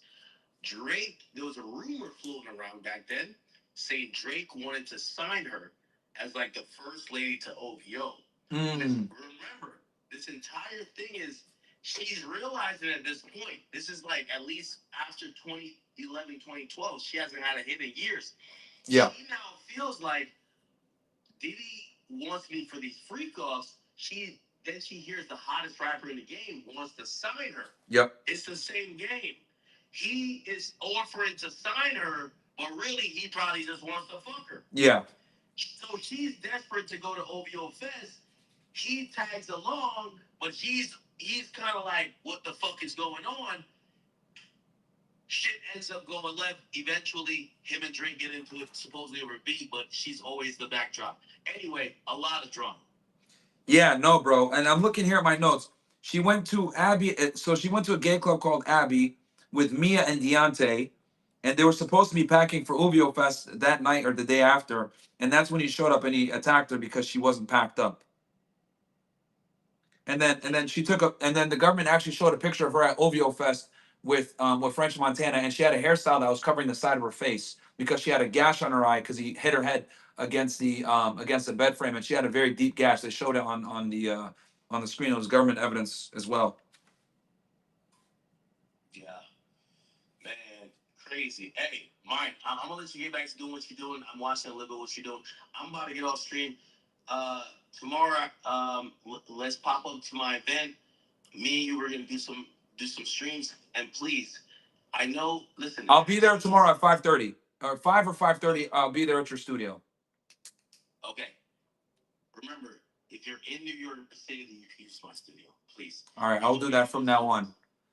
And I appreciate you offering me that, bro. And yo, if you got any questions on this shit, bro, just text me. You already know I'm not gonna withhold info from you. I'm gonna tell you everything I got. You know, because people are being gay, bro. Like some people are like, I can see people like cutting in line, people not sharing info, people being weird about this shit, bro. So like whatever you need, dude, I'm right there. I'm taking notes and shit. So I'll answer whatever you need. Because some people won't share with you, bro. It's weird how niggas are moving with this. That's what Myron, you my man. Again, use one of my studios. Please, as long as you're in New York City, just hit me, give me a time. I'll make sure that shit is opened up. I'll make sure that shit is all ready for you. I appreciate you so much. All right. Thank you, my guy. No worries, bro. I'll talk to you. All right, peace. Later. Big Ack himself, guys. Big Ack himself. I wish I had a Don DeMarco button to hit it. But yeah, I will use the studio tomorrow, chat. I will use the studio tomorrow, man. No worries, bro. The fact that he called in and said, "Hey, nigga, what the fuck are you doing? You gotta use my shit." So yeah. Anyway, let me double check, make sure the battery's still good here. Uh, all right. So we got okay. We go. We still got a lot of battery to go. All right. So let's keep going, guys. At we're at Kid Cudi. All right. So Kid Cudi, and guys, like the video for me, guys. Let's get to 3,000 likes. We're at 2.2, and I'll be streaming from tomorrow from Spot. So gracious of him to allow me to do so. So she gets into a relationship with Cudi in 2011, December. She didn't tell Diddy about Cudi, obviously. Diddy found out about Cudi, though, because he saw emails of her going back with one of his assistants, Capricorn Clark. That's how Diddy was able to figure out that she was in a relationship with Cudi during a freak off, and he found out during a freak off actually. So Diddy found out about it and took a wine opener, okay, like the corkscrew thing, and he put it between his knuckles, and he was gonna hit her, and she ran. So this is actually one of the times that she ran from a freak off. A second time she ran from a freak off that we know. So she ran from a freak off on March 5th, 2016, at the Intercontinental Hotel, as we know with the CNN video, and then she ran away again at this freak off when he found out about her getting involved with Kid Cudi somewhere in 2011. Um, she got to a hotel and she called Cudi. She said she called him from her burner phone, um, and he picked her up. And she went to his house in the hills after that. She later went to Diddy's house. She went to his bedroom, and he threatened to hurt her and Cudi. And he also said that uh, he also threatened to release the freak off videos. So after this all happened, she met up with Diddy again, right, to kind of make peace of this situation because at this point the cat was out the bag with her and Cudi. Um, and she went to his bedroom. This was in L.A. and he threatened to beat her up and Cudi, hurt both of them, and release the videos. And then when she was leaving, Diddy kicked her in the back. Nigga gave her the fucking Spartan kick and kicked her in the back. Okay, and she got a bruise there. All right. So um, she went back to her hotel room. Everything was destroyed. There was pee all over the place, poop in her toilet, clothes were thrown all over the place, and her furniture was flipped. Also, Cudi's car basically got fucked up, like arsoned. Okay. Um, she sent an email to her mom and Capricorn on December 23rd, 2011. She sent the email from Veronica Bang. As you guys know, Veronica Bang is one of her aliases. Um, and she said Diddy's going to release the sex videos, hurt her, Kid Cudi, and he'll be out the country when it happens. So basically, he threatened her and said that not only would he hurt her and Kid Cudi, but he would hurt them, and he wouldn't be in the country, so it wouldn't be connected to him, which is probably one of the worst things that you could do if you want to hurt somebody and not have it be connected to you. But whatever, the diddler, right? Then remember how he sparring kicked her in the back and she had bruising? When she went home to her mom took pictures of the bruising. They actually showed the bruising. So the kick to the back, it was on her lower left hand side, like over here, right above the buttocks. There was a bruise there. They showed that picture up on the government exhibit, and there was bruising on her thigh. They showed that as a government exhibit as well. That was all evidence. Um, so this is her. And this is when she went back to her home in Connecticut. As you guys know, she's from New London, Connecticut. She went home. She told her mom about the beatings. The mom took the photos. She was really pissed off, and they documented it. After the Connecticut holidays, she went to Arizona to go see Diddy, but she lied to her parents or to her mom and said that she was going to LA to work. But the reality, she went to Arizona to meet up with Diddy. She didn't want to disappoint her family. Now, I'll be honest with y'all. The defense is gonna absolutely go after her for a lot of this shit, chat. Okay, they're gonna absolutely go after her for she went and met up with Diddy after he beat her, after these beatings, after the Kid Cudi shit, after the threatening, after giving her a Spartan kick, and she met up with him in Arizona after the fact. Okay, she also admitted that she saw Cudi at the Soho House. Her, Cudi, and Diddy met at the Soho House. The meeting was to discuss the relationship. Cudi asked about his vehicle, and Diddy said, "What vehicle?" Bro. So Diddy arranges a sit down were her, him, and Cudi at the Soho House, right? I think it was in LA. Um, and it was to discuss the relationship. Obviously, he knew the gig about, you know, what was going on between him and her. And basically, you know, he kind of just told her he told them without telling them, like, hey, I run shit. And Cudi literally asked him about his car, and Diddy was like, what car? I can just imagine him sitting at the table. Yeah, take that, take that, take that, Cudi. Um, anyway, then they went on a trip to Jamaica. He gave her a black eye over there. They showed a photo in the courtroom of her with sunglasses, but you can see the black eye behind her sunglasses. She was in Kingston, Jamaica, partying with them. September 18, 2018, she was recovering from the black eye and bruising from a beating she took in Vegas. She got beat up in the bathroom when she tried to run away. She said that D-Rock saw the beating, saw her getting beat up and stopped it. When he saw her, he teared up. As you guys know, D-Rock was one of Diddy's longtime security guards, and he witnessed the beating, and he teared up when he saw that. She said that she had black eyes, golf ball knots, bruises all over the place. This is when she got beat in Vegas on or about September 18, 2013.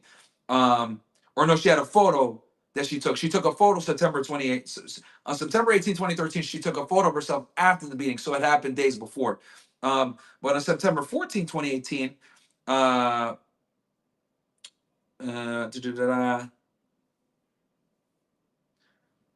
she stayed at her friend's house in California to recover. Um, and she took a photo of September 14, 2018 of her face on or about that day. And Diddy told her when she sent him the photo, because she sent him a photo of her face all fucked up. He said, and she was staying at the house at his LA house, and his son was there. He said, "You better not let my son see you like that. Don't let my son see you like that. Put some makeup on." And she stayed at Diddy's house for about a week. So he was a bit more concerned with his son not seeing her beat up than her. There were more assaults, uh, and there were more than the ones that discussed in court. The AUSA asked her, "Hey, are these all the times you were assaulted?" And she said, "No, there were more times that she was assaulted besides the ones that we discussed in court." So crazy stuff, chat. Crazy, crazy stuff. Um, Let me see here, guys. Like the video, by the way. We got how many of y'all ninjas watching right now? Let me look. We got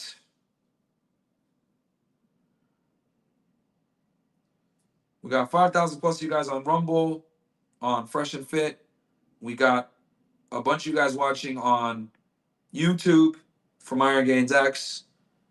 We're splitting the love, baby. We're splitting the love. We're all over the place. Fresh and Fit, we got how many of you guys in here? We got like another 1.5 on Fresh and Fit. So like the video on Myron Gaines X, guys. Like the video on Myron Gaines X. Support the channel. Support, but like it on Fresh and Fit and on Myron Gaines X, my guys. Okay, let's keep going. Let's see here. Okay, so she said that Diddy was violent with assistants as well. She saw Diddy punch Eli in the head. Eli was one of his assistants. She said she saw Diddy drag Mia during a trip to Turks and Caicos. He basically tried to get her phone. She resisted, and he dragged her outside of her bed and her room. So yeah, crazy stuff. Hold on, let me make sure. Check that everything is good here.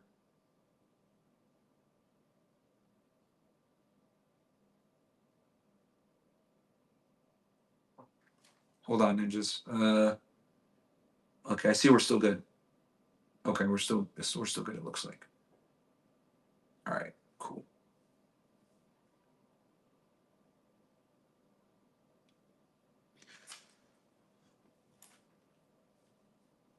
I'll read the chats after, guys. So get your chats in now. I'll read the chats after. Okay. Okay. So then the government shared a photo of Bona. Okay, Bona or Bona. She's a blue-haired Asian. Okay.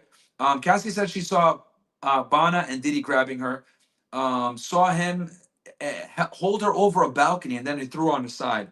So she's still friends with Bona to this day. So Cassie, guys, she is the witness, as you guys remember, because I talked about this before. when Diddy allegedly held the girl up over a balcony or whatever, and a witness saw it. Cassie was the witness that saw it, and she confirmed that today on the stand that she saw Diddy hold her over the balcony and then he threw her off to the side. After that, Asian woman, probably smaller in stature, crazy stuff. She said, and then the prosecution asked her about her best friend Carrie. As you guys mentioned, I mentioned before, Carrie Morgan, I think is her name. She said that she's no longer friends with Carrie Morgan. They got into an altercation after a fight with Diddy because she got in an altercation with Diddy. Diddy came in, saw they were gonna do drugs, and Diddy hit. Did he hit Carrie? Yeah, I think Carrie hit he either hit Carrie or he hit Cassie with a wooden hanger. And they're best friends for 17 years, but they're not friends anymore. So yeah, I think Diddy hit Cassie with a wooden hanger, or he might have hit Carrie Morgan. I don't know, but Carrie didn't like that Cassie wouldn't leave Diddy, and when Diddy came in and saw them doing drugs, he flipped out. But interestingly enough, Diddy also did drugs. She said she admits that she saw Diddy do MDMA, ketamine, cocaine, weed, GHB, and ecstasy. He got it from drug dealers. She remembers one of the drug dealers' name was OnStop. I think it was OnStop. She kind of mumbled it, guys, so I don't know if that's the name of the dealer's name, but that's what it sounded like to me when I heard it. Um, and then the prosecutor asked her, where did he keep the drugs? She said that he kept the drugs in in a safe medicine bag, which the medicine bag was a Louis Vuitton bag that he used to keep his drugs, which I think they ended up finding one of these medicine bags, quote unquote, in his Louis Vuitton bag. Cassie was taking Xanax and Valium every day. She first took opiates at 19 years old for when her wisdom teeth was removed because the prosecutor asked her when was the first time she took opiates. Um, and she was Percocet and Oxy almost every day when she was with Diddy. Her and Diddy would take opiates together. Diddy had doctors write prescriptions for them, and they would use different names and assistants. So basically, as you guys know, opiates are heavily regulated in the United States, especially now. Um, you know, it's a lot harder to get them now than back then. But even back then, if you got a prescription of Percocets or Oxy, you had a certain amount of refills that you can get. So what ended up happening was Diddy knew doctors, and the doctors would write different prescriptions for different people so they can keep getting the prescription drugs. So he had to connect with a doctor. The prosecutor did not ask her about the doctor though, which I'm kind of interested about. If I was an agent, I'd follow up on that doctor. I'd arrest him. But anyway, that's a whole other conversation. Um, she heavily depended on drugs back then. She stopped drug use in 2022, and she's been clean since. She said. Um, Cassie got into a fight. She mentioned how she got into a fight at her brother's birthday back in Connecticut. She beat up a girl for taking a pic of her. She kept a knife as a wedge to keep the door closed whenever she was afraid of Diddy. And the government showed an exhibit of this. It was a knife wedging the door closed. And she said that she kept it that way not only to keep Diddy out with the door being wedged and closed off, but also she had the knife there so she could use it as a weapon. She broke up with Diddy because he was seen with a girl that she didn't like in roughly 2017 or 2018. She was seeing her husband Alex, but met up with Diddy in Malibu, California for dinner, and then they went home together after. At this point, when she went home with him, she said that Diddy raped her. Okay? She said it was fast. She said his eyes looked black. She cried, but she doesn't think that Diddy noticed, and he continued and he finished inside of her. He got up after and left. Okay, so that was tough. I will say that her husband was not in the room when in the courtroom when because I looked over to see if he was there and he was not there during this part of the testimony, which I thought was very interesting. Is this shit frozen? Hold on.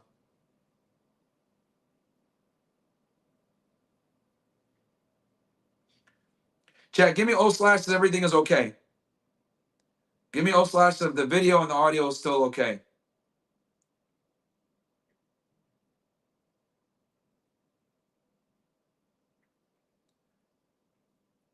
Give me O slash if everything is still okay, guys.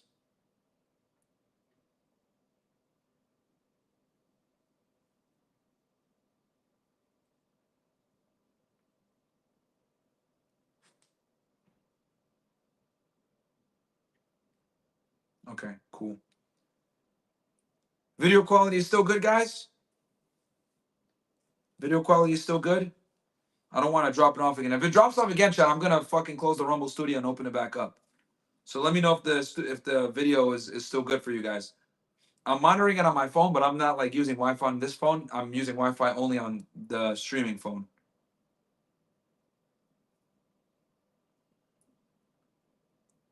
Video still good? Okay, awesome. All right. Yeah, guys. Yeah. So now, mind you, they had been broken up, and she was seeing her husband Alex at this point, and I guess they had dinner in Malibu. He was charming. That's what she's saying. And then they went home together after. And she said that he raped her in her living room, or in the living room. He raped her. Um, and it was quick.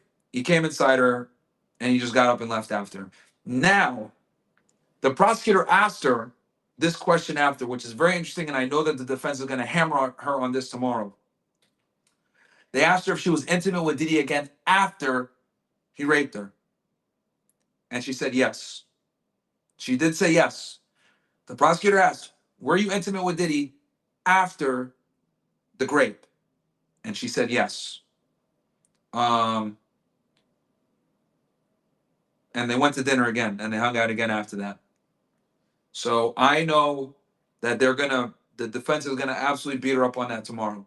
Now, I could see, guys, that the prosecution kind of got out ahead of this, right? So I noticed during the testimony, there was like text message in there that kind of like made Diddy look good. Like, for example, she sent a text message to Diddy saying, like, Happy Father's Day, I love you so much, you're a great man, you're a great father, etc. Now, mind you, this text message was like in the middle of text messages where they're fighting with each other, or setting up freak offs or whatever. So obviously the prosecution has to deal with that because that text message is in there in the middle of all their evidence. So they kind of have to get in front of it and talk about it.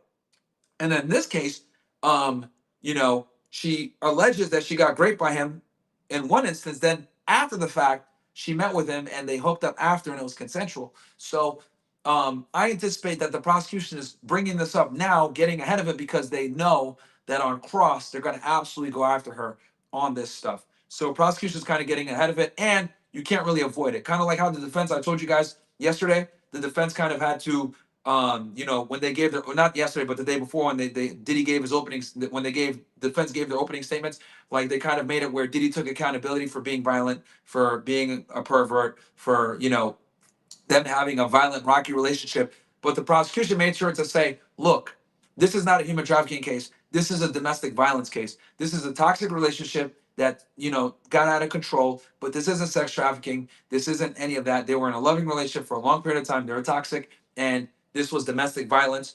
We're not condoning domestic violence, but we need to look at it for what it is. And the government is, having trumped up charges. That's what the prosecution was arguing. The other thing that they argued, where they made a good point on this, in my opinion, was they said, look, Diddy's taking accountability for his actions. He understands that he messed up. He understands that this is inappropriate behavior.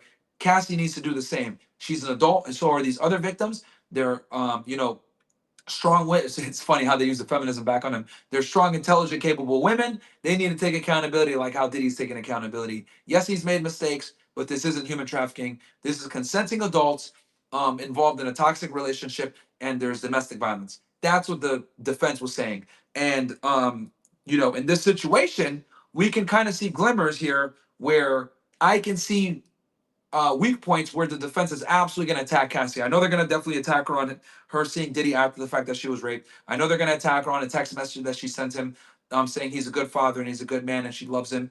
I know they're probably going to have some other stuff where they're going to attack her where, maybe Diddy was trying to break up with her and she said, no, don't leave me. They're going to attack her on the fact that he paid for everything and he took care of her and they went on trips, and that she used drugs, and that she was promiscuous and she had sex with all these men and she was having all these other relationships without Diddy. So they're absolutely going to beat her up on this. And I'll get into this a little bit more later, towards the end. So this is what I think. Guys, let's get to 4,000 likes, ninjas. Let's get to 4,000 likes on YouTube. Do me a solid. Let's get to 4,000 likes. We got like roughly 10,000 you guys in here, I think. Yeah, we got over 10,000 you guys watching the live right now between the different channels. Hey, I'm splitting the audience. I shouldn't be doing this, but whatever. Let's see here.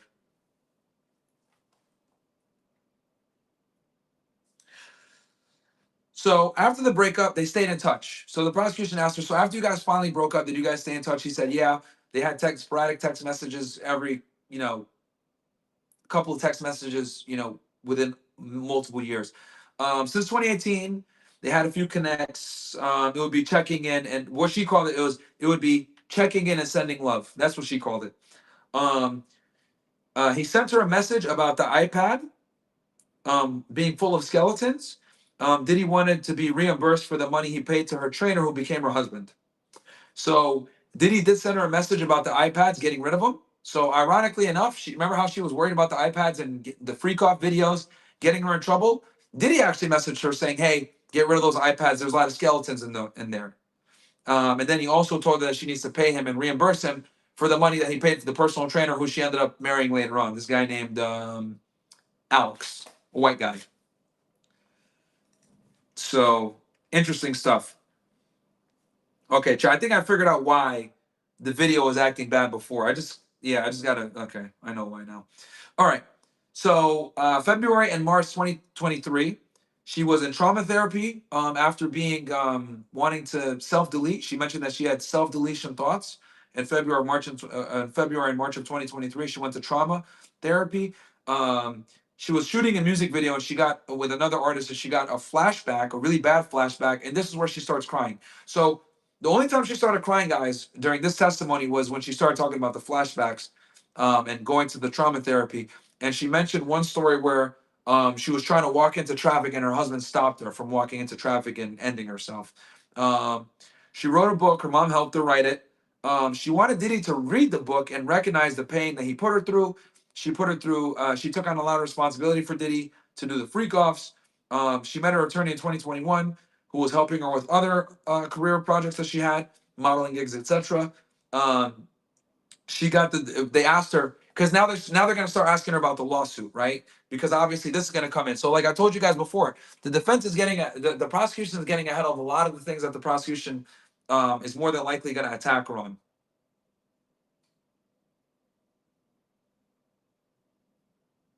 Okay, video's still good. Sorry guys, I'm like periodically checking the video, making sure audio is good. I can see my audio lever here, everything. Okay. So when they asked her, "Hey, how'd you come up with the number?" Because as you guys know, she sued him, and at the end of 2023 for 30 million. They asked, "Where'd you come up with the 30 million number?" She just said she kind of made it up. It was a random number that she picked, and the reason why she picked the 30 million was, in her own words, "quote unquote," it would alert him. So yeah, she picked the $30 million number randomly, and she knew that it would alert him. Because I guess because guys, keep in mind, Diddy's a billionaire. For those that don't know, Diddy's a fucking billionaire.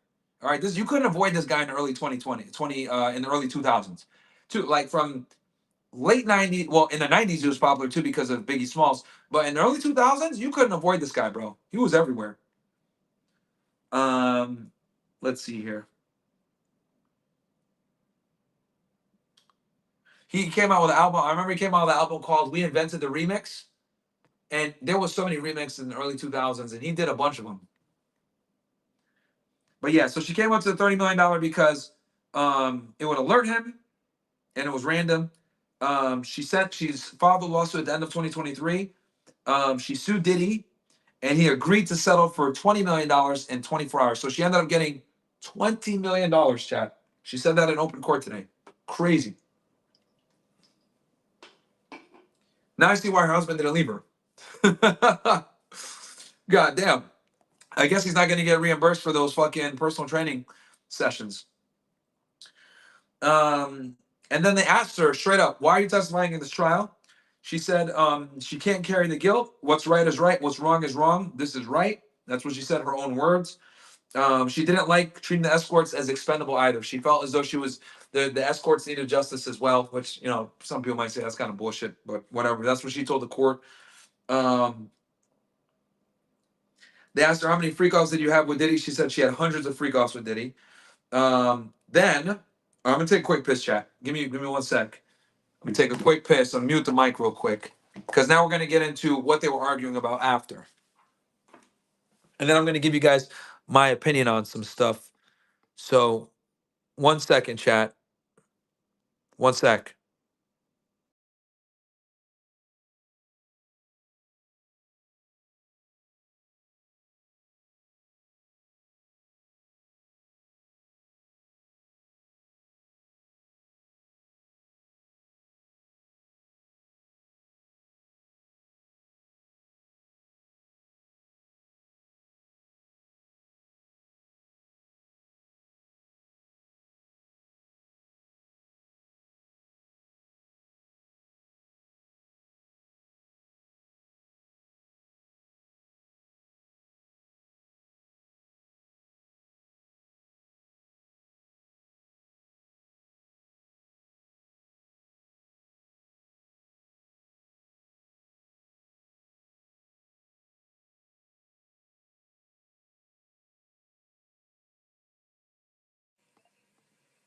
All right, ninjas.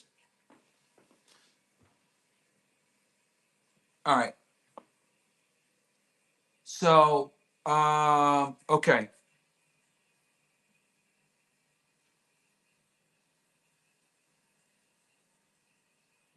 Now let me see here. I'll read chats last, guys.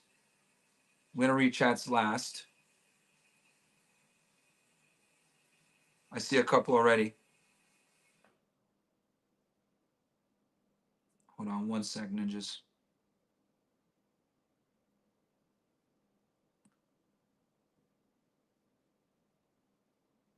Okay.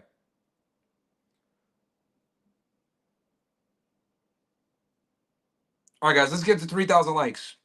3,000 likes, and I'm gonna go ahead and talk to you guys about the next part, which is kind of crazy because I stayed in the courtroom a little bit longer for this, and I can already tell tomorrow's gonna be a fight, and I'll tell you guys why. So let's get to 3,000 likes. Okay, 3,000 likes.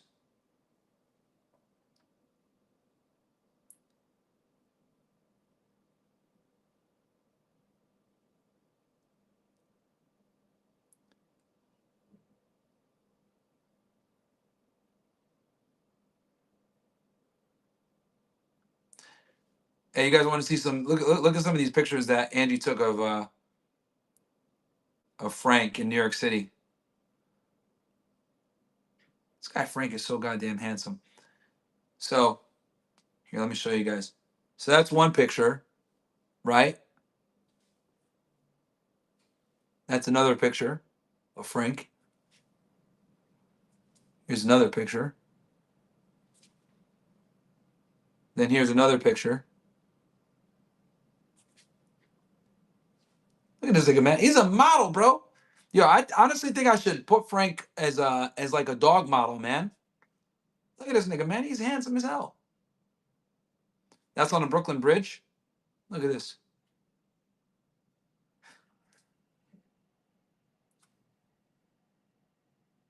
Angie took some really good pictures of this guy, man.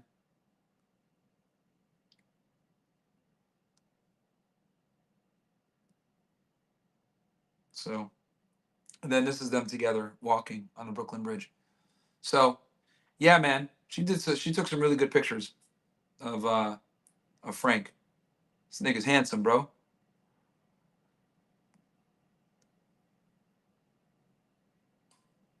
Anyway, let's get to 3,000, guys. We're at 2.7. Let's get to 3,000, my ninjas. We're at 2.7. Let's get to 3,000. I'll talk about what we're gonna why I think tomorrow's gonna be crazy. All right. And then I'm gonna read chats and we'll talk about some of the Tory Lanez stuff. So let's go ahead. Let's get this going. 3,000, guys. Let's hit that 3,000 likes. Let's get that engagement up. We got 4,300 you guys watching right now on YouTube. We got another. Let me look here. How many you guys watching on Rumble? We got 5,000 you guys watching on Rumble. So if we got 5K on Rumble for Fresh and Fit, 4.3 on YouTube on Myron Gaines X. Got like another 1.5 or something like that. Yeah, we got like 10,000 plus you guys in here. 10,000 plus you guys in here, man. You guys could be anywhere else in the world, but you're here with me, so I'm happy for that. The only thing I ask is that you ninjas like the video, support the content. What are we at here? All right, we're at 2.8, guys. Let's go. Let's get 200 more likes, and I'm going to talk about what we saw at the end, or what I saw at the end. Very interesting stuff, which tells me tomorrow's going to probably be one of the most explosive days tomorrow. Tomorrow's going to be one of the most explosive days. I'm going to explain to you guys why. Like the video. Let's hit 3,000 likes on this bitch so I can explain. We can keep cooking. Like it, ninjas. Like it now. Like it now or else. God damn it.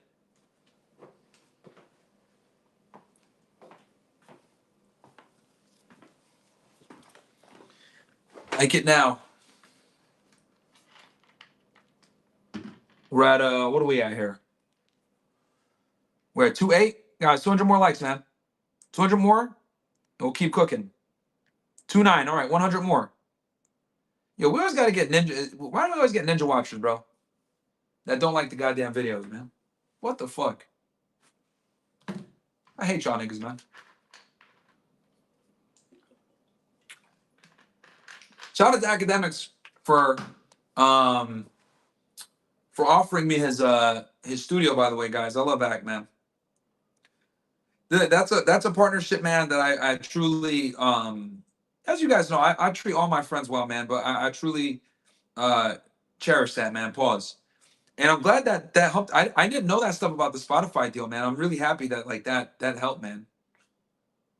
You know, I just want my friends to win, bro.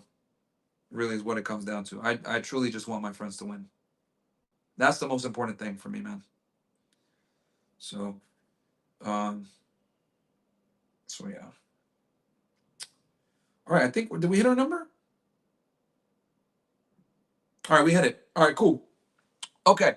So guys, um oh shit. I didn't realize that. What time is Fresh doing after hours?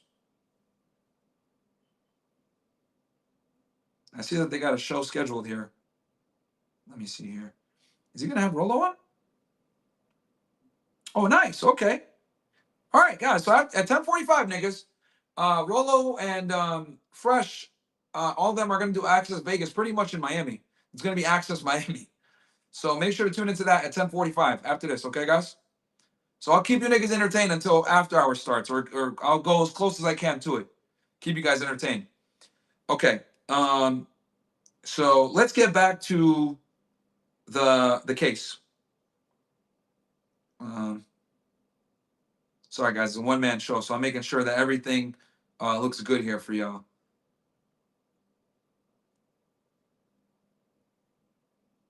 Okay. So, all right. So after we went through the testimony, so that concluded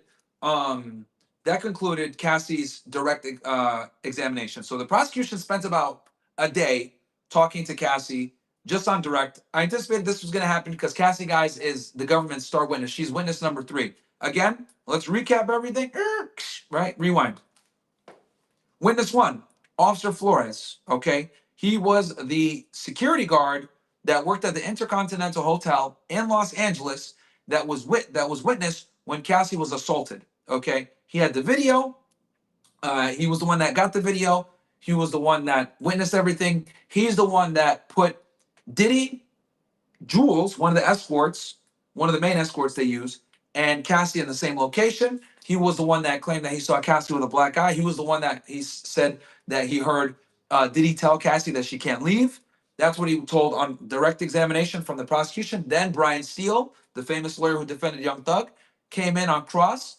He said, hey, and he pulled up his report because this security guard, Officer Flores, I think he's an LAPD officer now, but back then he was a security guy for Intercontinental. He pulled up his report and said, hey, look, why didn't you put that Cassie had a black eye in your report? Why didn't you mention this other individual that was in the room? Why did you not mention in your report that Diddy told Cassie that she couldn't leave? But in your report, you say that Diddy told her to leave. Because in the report, guys, he wrote Diddy told her to leave. But when he did his testimony, he said Diddy told Cassie she couldn't leave. Now, Brian confronted him with a lot of these inconsistencies, and the officer basically said, well, I didn't put it because I didn't think it was pertinent. He was like, oh, so you didn't put it in that report when it was pertinent? Because mind you guys, the incident happened at 11 a.m. on March 5th, 2016, on or about 11 a.m. He wrote the report at 3 p.m. So guess what? When he wrote the report, it was fresh in his head. So he said, okay, the facts were fresh in your head back then. You didn't mention the black guy. You didn't mention the guy in the room. You didn't mention Diddy saying that she couldn't leave. But now, almost 10 years later, you're saying that all these things happen? That doesn't make sense. So he really challenged the guy's credibility. Brian Steele did a fantastic job on direct examination, or excuse me, on cross-examination. And Brian Steele, as you guys know, Young Thug's lawyer, he's the one that was there that thugged it out with Young Thug, no pun intended. And Young Thug ended up getting 15 years of probation. So Brian Steele was responsible for that, and he's a member of this this defense team, this all-star defense team. So really good direct cross-examination by Brian Steele. Then the second witness that came on was an escort by the last name of Phillips. His real name is, let me go ahead, I'll give it to y'all. His full name, because now I'm recapping everything for you guys, why this is all important. And also, I feel like I owe it to you guys to recap it because the first part was bad quality. So,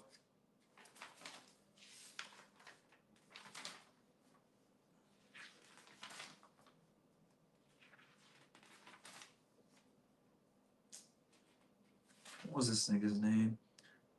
Okay. Officer Flores. Daniel Phillips was his name, chat. 41 years old.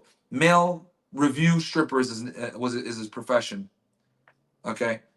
Daniel Phillips. So when Daniel Phillips came on, he was government witness number 2. He talked about how Cassie hired him to be an escort. They had sex on multiple occasions. He gave the bombshell where he saw Diddy actually assault her. And the way it went down was the freak offs would be these hours long sex escapades. And he had sex with Cassie. And after that session was done, her and Diddy went in the room. When her and Diddy went in the room, Cassie came out and was working on her computer. As she's working on her computer, Diddy says, "Hey, come over here." He calls from her from the room. She's in the living room. He's in the room. He calls to her, "Hey, babe, come over here." She says, "Hold on one second. I'm on the computer. My personal information is up," which makes sense because this escort is there. They don't really know too well, right? And he was paid to stay there until the freak off was done because they would have sessions, right? And this escort would sit there just kind of in his underwear awkwardly in the couch, waiting for when they're ready for him. So apparently this infuriates Diddy. He comes out, throws a fucking liquor bottle at Cassie, and smashes on the wall behind her, and he grabs her by the hair and drags her into the room. Now, the escort says that he didn't see anything, but he could hear slaps. Okay, so he can infer that Diddy was hitting Cassie. And then he said after that, it was very hard for him to get hard-ons after that. And he said that if he couldn't get hard-ons or if he couldn't perform, Diddy would give him pep talks and all this other shit. Kind of funny. Or well, that was Cassie that said that, but he said that he wouldn't get paid if he couldn't perform. And then one thing that stuck out was he said one time he was having sex with Cassie and Diddy told her to ejaculate in her, and he couldn't do it because obviously he had trouble with performing sometimes, so he couldn't do it. And he lied.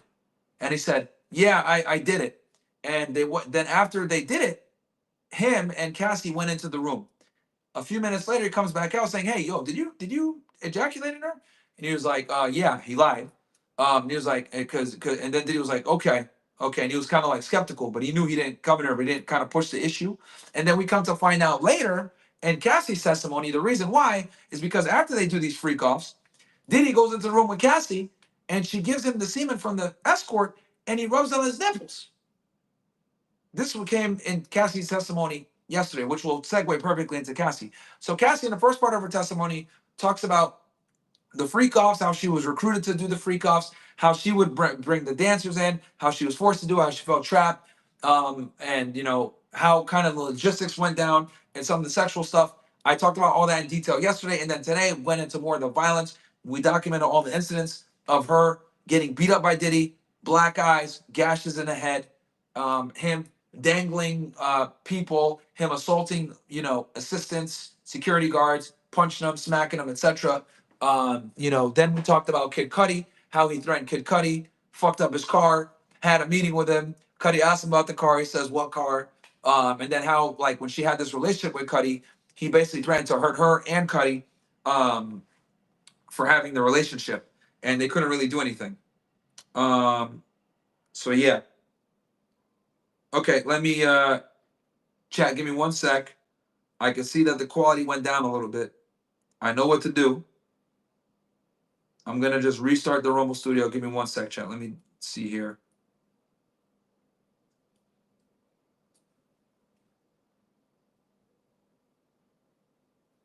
I'm gonna fix this shit right now.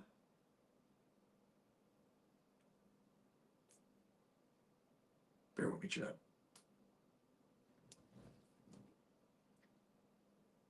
And then I'm gonna get into why tomorrow's gonna be crazy.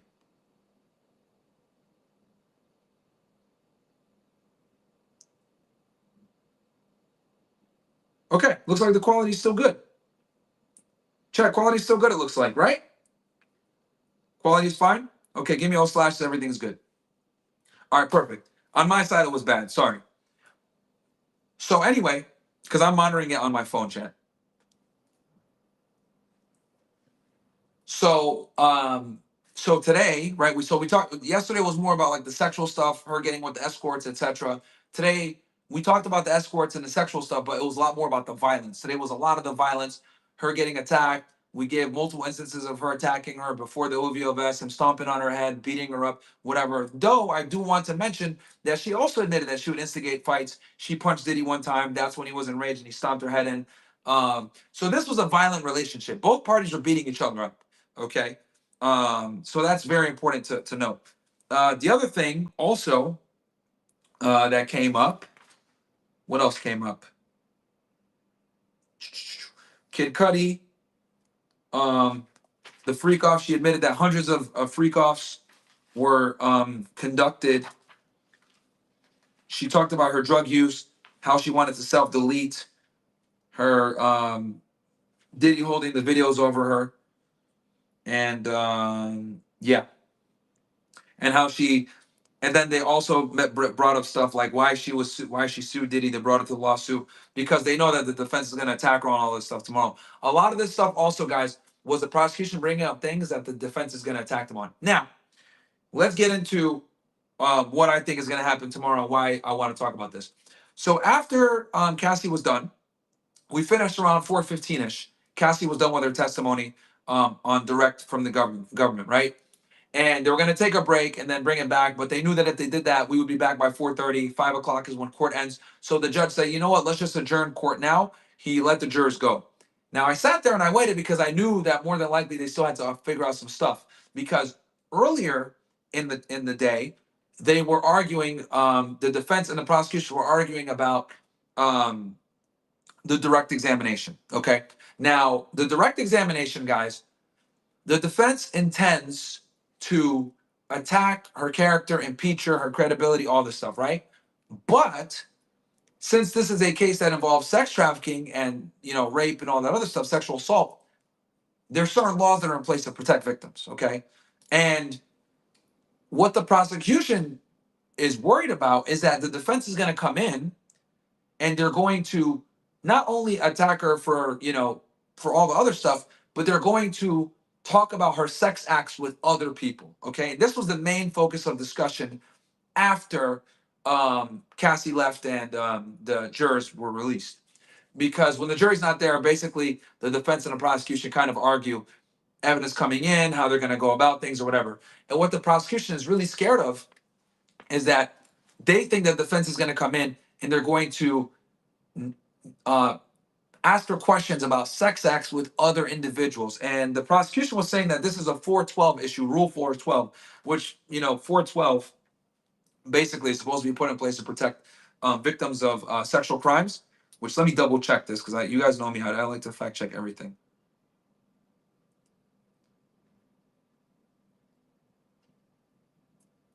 Okay, Rule 412, sex offense cases, the victim federal laws, rules of evidence. Okay, I was correct. It's for sex offenses.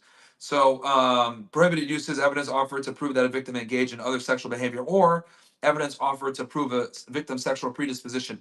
So, basically, they're worried that they're gonna that the defense is going to bring up other sexual partners and other sex acts with other sexual partners. The defense argued against that, saying, look, this is a sex case where infidelity is a big problem.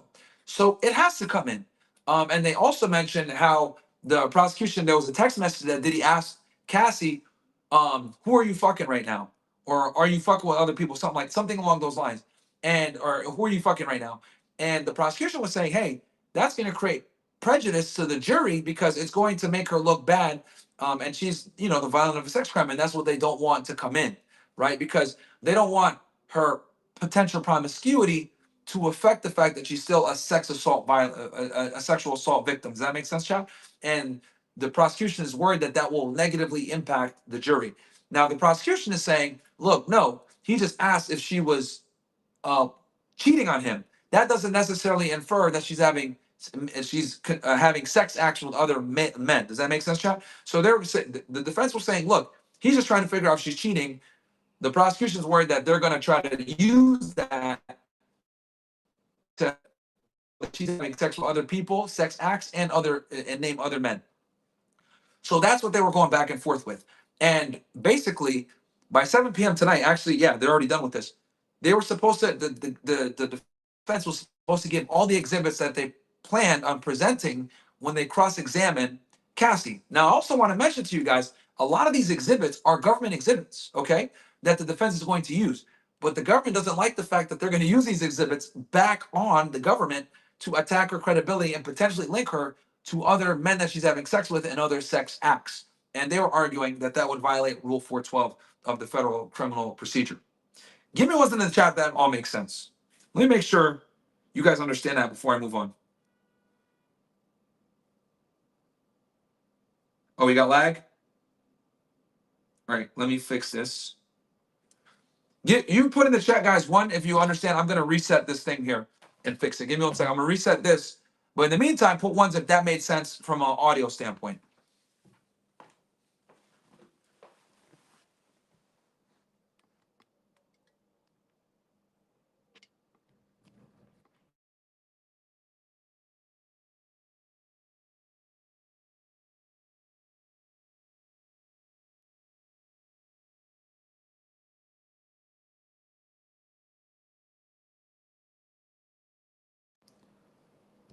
All right, guys, we back.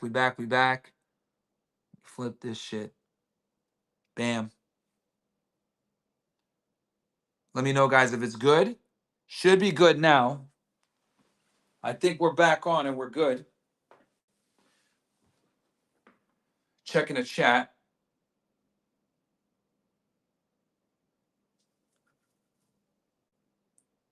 Hopefully it's not lagging anymore.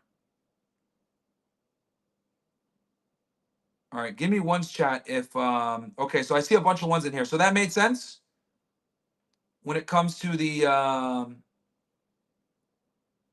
okay, that makes sense, chat? Yeah. Give me ones if that makes sense what the defense and the prosecution are arguing about, because I'm gonna talk about what's coming up next, I think.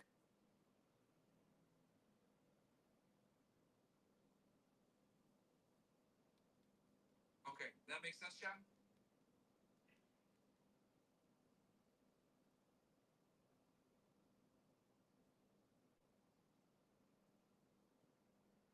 Okay, makes sense. All right. Now, let's get into what I think is going to happen tomorrow. So they're supposed to give these exhibits to the prosecution tonight, and then they're going to, obviously use these exhibits to question Cassie. Now, the reason why the defense is being very careful about this is because they don't want to show their cards of what they're going to ask Cassie and how they're going to cross-examine her, right? So that is why they were reluctant to give this stuff over, because the government was originally trying to get these exhibits, and what they were trying to do earlier, but they said, hell no, we're not going to give it to you because we know what you guys are trying to do. If we give it to you now, you guys are going to try to prepare your witness while you still are giving her while you guys are still on direct. So they wanted to make sure that they finish their direct examination, then they're going to do their cross examination. But again, they can do redirect. So it's going to be interesting to see what happens tomorrow. I anticipate all day tomorrow the defense is going to cross examine Cassie. They're absolutely going to attack her. This is what I think they're going to do. They're going to attack her on drug use. Okay. What do you remember? If you were always drunk and high and on drugs, how do we know that you're credible? They're going to attack her on drug use. They're going to attack her on being promiscuous to a degree. They're going to attack her for having all these partners. They're going to attack her for cheating. They're going to attack her for being jealous. As you guys know, Diddy had multiple girlfriends and he had multiple relationships. So they're going to attack her for that. They're going to attack her for they're going to try to catch her in lies. They're going to attack her saying that, look, was it really Diddy trafficking you when it was you that was calling the escorts and set everything up? Was it really Diddy trafficking you when you were the one responsible for setting up these freak offs? Was it really, is it really Diddy's fault when, you were living a lifestyle, you were going on trips, you were traveling everywhere, you weren't working, you claim that you were doing and making all this music and Diddy was blackballing you, but you're actually lazy. Like, they're going to go at her super hard, Chad. Super hard tomorrow, okay? Mind you, keep in mind that Diddy has an all-star cast of lawyers. So it's not like they're going to come in and just like do the bare minimum. No, they're going to try to end her. Okay, they're gonna hit her with low blow after low blow after low blow because their job, guys, is to show that Cassie is a lying, promiscuous drug user and not credible, and Diddy is a wealthy businessman that's being taken advantage of. Yeah, he had his problems. Yeah, he was violent. Yeah, he drank alcohol. Yeah, he abused her. However, it was not sex trafficking. It was consensual sex, and she was involved and engaged in it and even led parts of it. That's what they're going to try to do. They're going to try to make this, they're going to try to take this from a sex trafficking case to a domestic violence case. That's what they're going to do. And obviously, domestic violence is a misdemeanor. It's not a felony. And the feds don't have a charge for domestic violence. So that's what they're going to try to do here. That's what I anticipate their strategy is going to be. Destroy her credibility, paint her as a drug user, paint her as promiscuous, paint her as a liar. Oh, they're also going to attack her on a lawsuit. They're going to say, look, you had a book deal. You didn't say shit about this. You left Diddy in 2018. Why did you come back 5 years later in 2023 to file a lawsuit? They're going to talk about how she didn't have money. They're going to talk about how the money started running dry. And this was all a cash grab to get him to settle. They're going to say that too. So they got a lot of angles that they're going to attack Cassie on, chat. A lot. So I'm actually very interested and very excited to hear the cross-examination because obviously I'm direct. Every witness looks great. Let's be honest here. I've been to many trials, chat. You know, the prosecution, we prepare the witnesses, we tell them what we're going to ask them, we prepare them, we get them ready. You know, trial prep is a real thing. And preparing witnesses is a real thing. They know the questions that are going to come, but what they don't know is what the defense is going to ask, and they don't know what the how to for what's going to come in cross examination. Obviously, the government prepares her to a degree. Look, they're gonna try to challenge you. They're gonna try to make you look crazy. Blah blah blah. This is what they might ask. This is what they may say. Right? They're gonna prepare her in that regard. But you know, you never know once you're actually on that stand what they're gonna ask you. So they're gonna come for her neck, man. This is a big legal team. Diddy obviously hired some of the best lawyers, so they're gonna go for her neck, and they know that Cassie is the heart of the case. If they destroy Cassie, they significantly weaken the strength of the government's case. So that's what they're gonna try to do, man. They're gonna try to show violence was coming from both sides. She had a financial incentive. There's just so many things that they're gonna attack her on, chat. So many things that they're gonna attack her on. So that's what I predict is gonna happen tomorrow. And that's why the government was freaking out about this whole Rule 412 thing, where that they want to see what exhibits the defense plans to use for tomorrow, even though the government provided them with these exhibits. The government was really worried about that, chat. Really worried. They brought it up twice during the trial. They brought it up in the morning when they were talking about the porn images and the stills, and then they brought it up because they tried to get the exhibits from the defense then, and the defense said no, we're not going to give it to you, right? And the judge agreed on their side.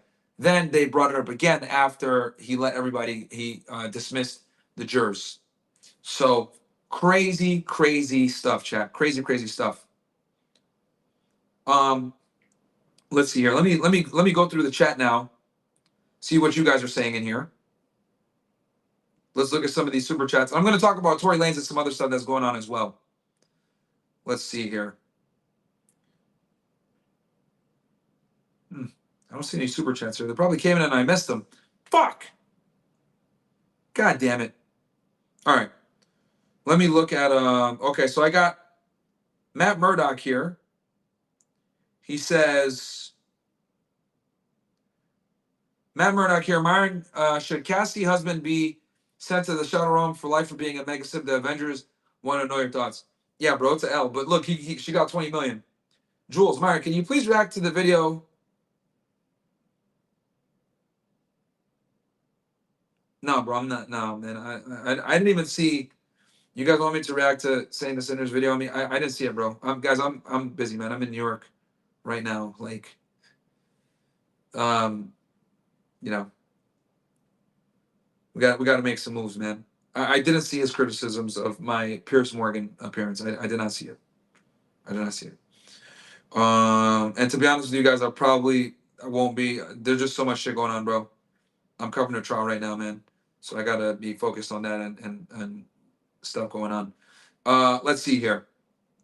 What else do we got? Um,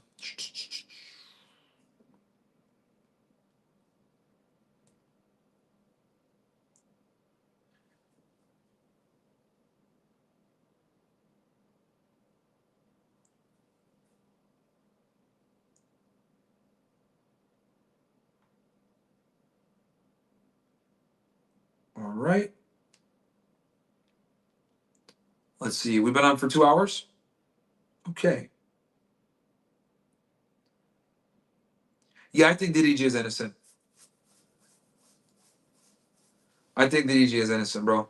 I truly do think he's innocent. I think this girl's using this whole thing to like kind of get access to the son because I know she's very jealous and vindictive.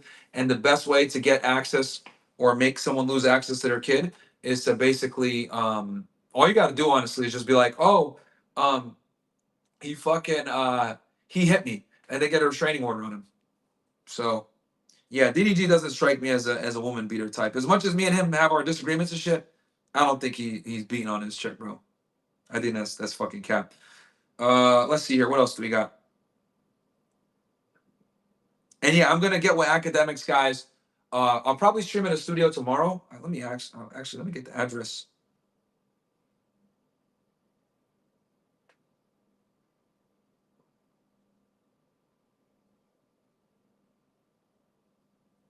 I just messaged them asking for it. What else? Also, I should be closing on a house here very soon, chat. Um, Once I close on that deal, I'm gonna do an episode for you guys. I know you guys are wondering, Myron, you said you were gonna do an episode on commercial deal. Don't worry, I'm gonna do because I'm doing a residential deal right now. After I close this residential deal, I'm gonna do an episode for you guys where I'm gonna talk about the commercial deal and the residential deal. Just knock them out both out. I'll get my my real estate agent, my lender, get them all on a Zoom call for you guys. I probably won't get them on video. I'll just put them on voice, and we'll just talk about how we found the deals for one of the Money Mondays for you guys. So, um, so that's gonna be really good. Also, interesting thing, guys. So I found this on Twitter, right? So check this out. I see this tweet right here, right? I see this tweet. This comes from Feared Bucks. By a gentleman named.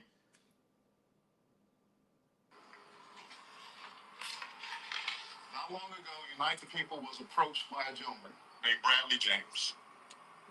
Mr. James informed us he was working as the bodyguard and driver for Miss Kelsey Harris during Mr. Peterson's trial.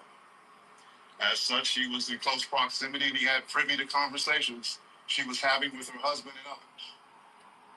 Mr. Peterson, I'm sorry, Mr. James informed us he was not under a non-disclosure agreement or a confidentiality agreement and was free to speak with Unite the People, and that he was doing it because his conscience would not let him not speak and leave a man in prison for something he did not do. Mr. James informed Unite the People that he was witness to the conversation Ms. Harris had, where she stated she had the gun, she fired it 3 times, Mr. Peterson grabbed her arm and knocked it down, and the gun fired 2 more times. In essence, Mr. Peterson never shot anybody. Bro! Never even touched that gun. Never fired the gun. What the fuck did I tell you guys for years? I am fucking vindicated. I've been telling y'all for years, Tory did not shoot Meg Thee Stallion. I had feminists coming after me, people saying that I'm a fucking asshole, I'm a misogynist, I'm only defending him because it's a woman and it's a black woman and you're a dickhead, whatever. I was one of the first people to break the fucking story, chat, that the doctor said that the cuts on her foot were from lacerations. Then I also said, yo, there's no way, like, from a logic standpoint, that Tory Lanez shot Meg Thee Stallion when it was Meg Thee Stallion's friend that was fist fighting her the whole fucking time. I wish I had a Don DeMarco fucking button for myself right now. Okay? Someone hit a Don DeMarco button for me.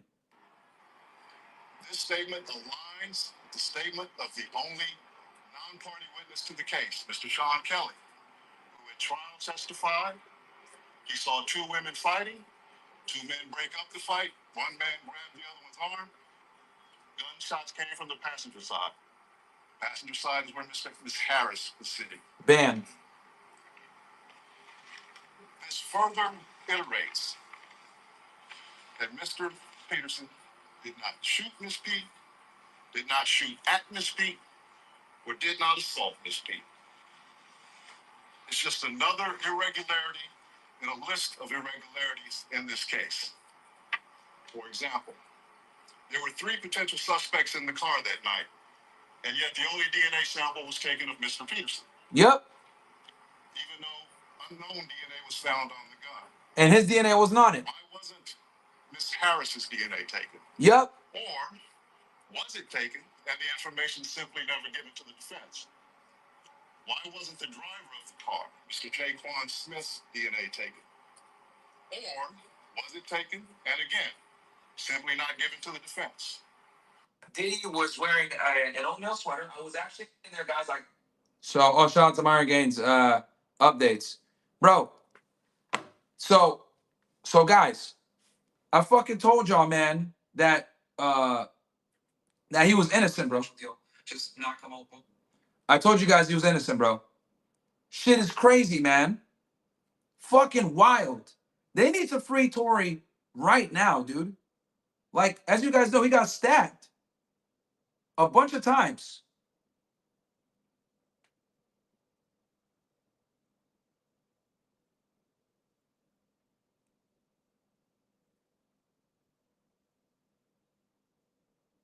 Yes, W. Anton? Oh, Anton Daniels in here. Shout out to you, Anton. You sent a chat, bro? Hold on. Where'd you send a chat, Anton? Let me look here. Yo, guys, go check out Anton Daniels, bro. Go show him some love, guys. Anton Daniels, $500. Yo, thank you so much, Anton. I see your chat right now, bro. Thank you so much for that, bro. This is the second time you sent me a big dono like that. I appreciate that, bro. I'm gonna show the love back. I'm gonna jump. Well, I'm gonna super chat on your shit, and then also I'm gonna jump back on your streams and show some love, bro. Thank you so much. We need to get you on the show, guys. Do me a favor. Actually, hold on. Stop the fucking show. I need y'all to go show love to Anton right now. Okay, we're gonna collab coming soon. Here's his YouTube channel, Anton Daniels. Go show him some love. I'm subscribed, and then also he has Anton Daniels After Hours. Okay. Where good Nick, I like that title. That's good. That's a good title, sir. And this is his other channel that I do. I come in when he has these. I come in sometimes when he has the panels. So go check him out, guys. Go sub to him. Show him some love. He shows me hella love. We had our differences before, but we squashed them. So shout out to Anton Daniels, man. He does a lot of the stuff we do, helping y'all with Money Mondays and shit like that. So shout out to him. Thank you so much for that, bro. I really appreciate that. Anytime you guys show me love like that, it means a lot. Carmen Guetta, $50. I appreciate that. Tia Key, Myron, why do you think Cassie stayed for so long? For the drugs, the fame, fear for her life, Stockholm syndrome, or she liked all of it? Thank you for everything. Good question, Tia. I think it was a combination of everything. The power, the fame, the money, fear to a degree, and I think the defense is going to exploit that a lot, chat. I think the defense is going to exploit that a lot against her. They're going to totally attack her tomorrow, man. It's going to be nuts. It's going to be absolutely nuts. So, yeah, Anton's a real one, man. Anton, if you're still watching, bro, thank you so much. Some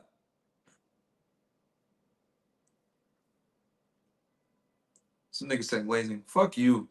People show me love. I'm going to show love back, bro. This whole concept of like, oh, bro, glazing. That's like some Gen Z retard shit. You young niggas don't show love to people. You don't reciprocate when people show you love, man. But yeah, go subscribe and check him out, guys. And I'm gonna be going when he's live and he does his panels. I'm gonna go on. If he does it tonight, I'll jump on. Let's see here. What else do we got?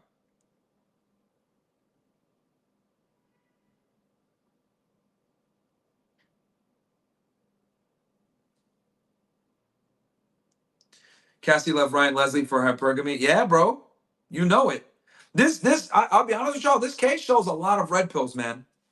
Because here's the thing. Diddy is a sexual deviant.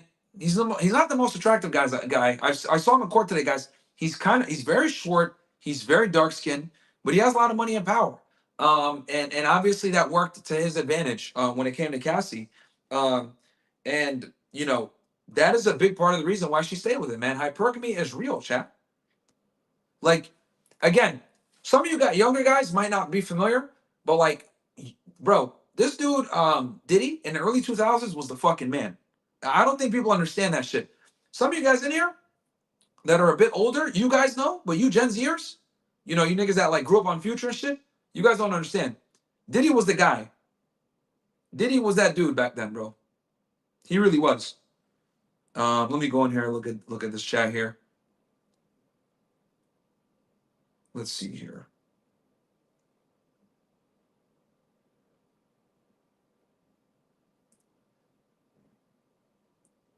I mean, I'm looking at the chat, guys.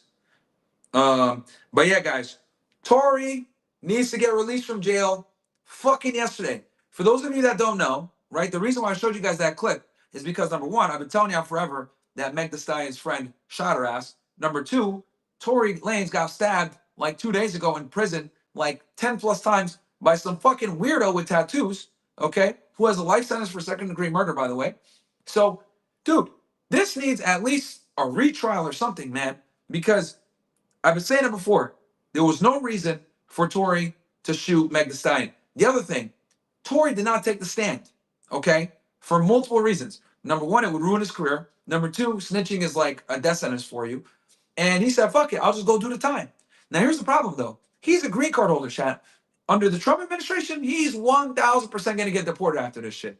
So this is a big fucking L because now he can't even like tour in the United States. Like this, it's a big fucking L, man. So, you know, this just is just trash, bro. Just absolute trash. He needs to get fucking released. You guys said Diddy was the shit until 2022. Yeah, you can make that argument. Like, yeah, he had the parties. Everybody knew. And here's the thing, guys. I don't even listen to Tory Lanez music. You guys know I hate rap music now. It's degenerate bullshit.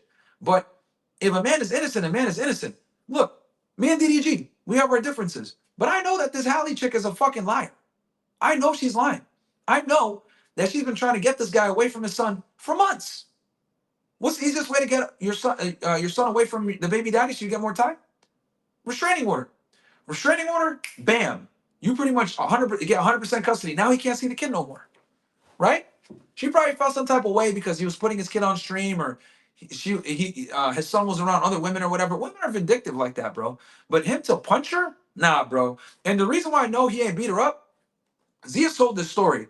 Basically, Ruby Rose one time, I guess she found some shit, like a flight or ticket or some shit like that. He flew some girl out when they were together, and she like came up to him behind him and grabbed this chain, yanked this chain, and pulled him, and like the shit broke, right? Or I don't know if the chain broke or he fell on the floor, whatever. But the point is that she embarrassed him in front of a bunch of his friends, right? And she started mouthing all this sort of shit, right? And Zia said that he wanted to hit her, but he didn't. He like restrained himself. Now my head, I was like, all right. If this chick does, if a thot like Ruby Rose has the fucking audio gone. Hold on, chat. I think the audio went down.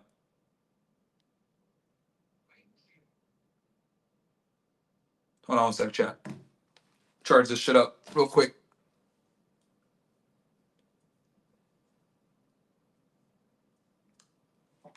Give me 1 sec. Then just.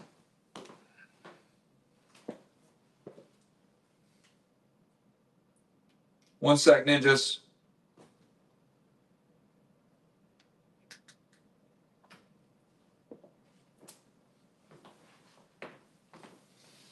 All right, what's the battery at?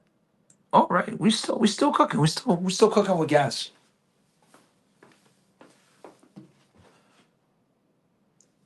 Okay, y'all can still hear me? All right, cool. Cause the mic died. That's why I was making sure. Yeah, the mic literally died.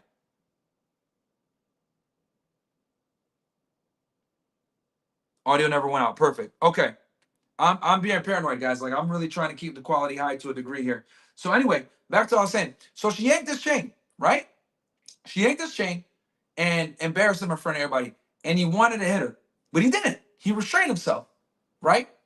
So in my head, I'm like, all right, if he could keep himself contained when a thot like Ruby Rose, right, who's literally a whore, talentless, on OnlyFans, fucks a bunch of rappers, and she was mouthing off to him, man, nigga. You know how black girls get sometimes, right? And she embarrassed him in front of his friends. If he didn't punch her, bruh, he ain't punching a mermaid. Okay? Just common sense, chat. Just common sense. And again, me and Diddy don't like each other. He said some shit about Angie that I didn't like. He was acting too cool for school when he came on the podcast, but I'll be fucking damn, bro. If I'm gonna sit here and let my personal grievances like clout my judgment.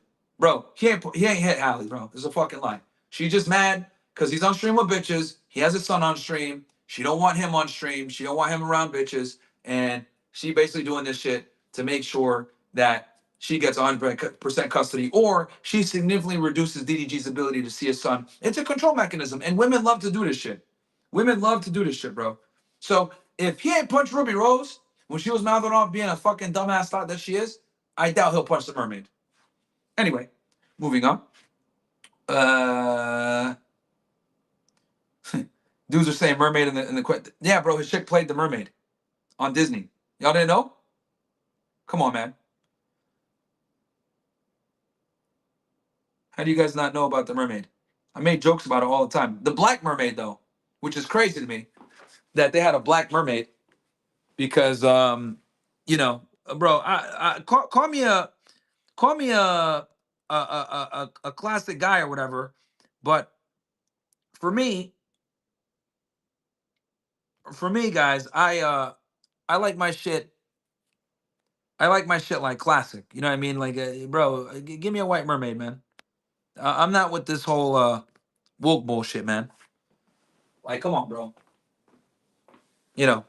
I'm not with this woke bullshit. Let's see here. What else do we got, chat?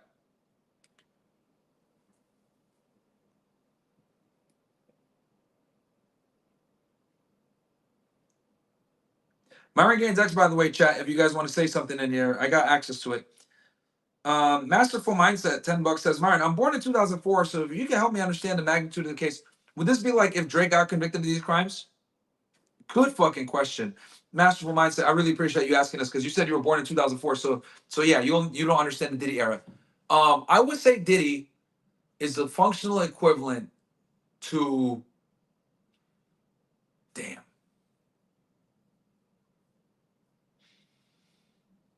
Chat, name some names right now of who you guys think Diddy's the functional equivalent to of artists today.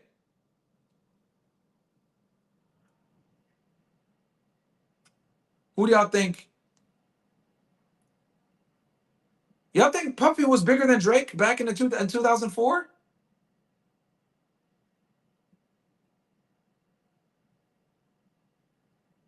I don't know. Y'all think Diddy was Drake status in 2004?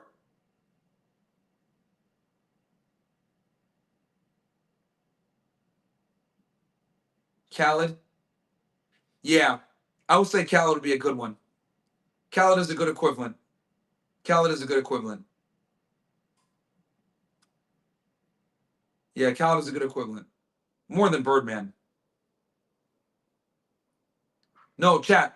He's asking like who was an artist in 2000 because he was born in 2004. So he's trying to figure out an artist now. Who's an artist now that's equivalent to Diddy back in the early 2000s / 2004 in that time when he was born?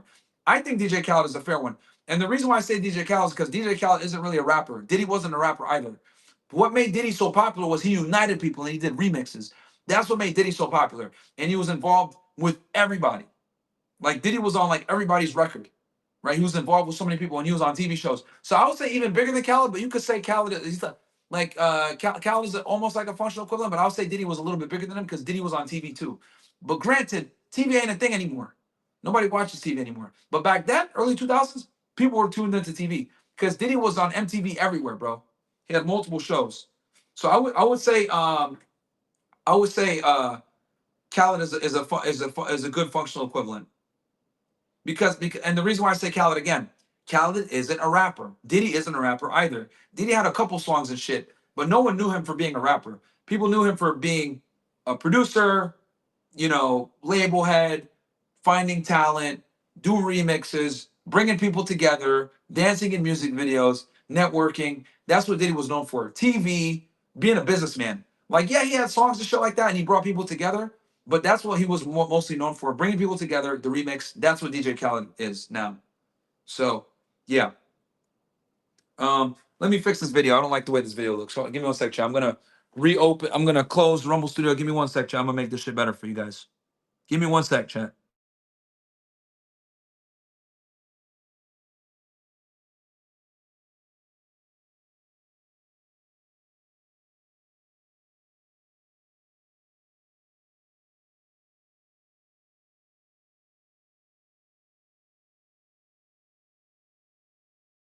All right. That should be. It should be good quality again now. Yo, I hate when that shit lags, bro.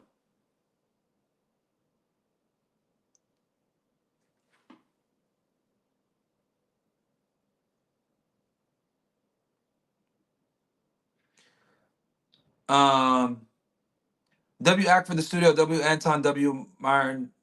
W Bills. Appreciate that, my friend. Appreciate that. Yeah, I see it on screen. And that's from Q Demand 314. Thank you, bro. Appreciate that greatly.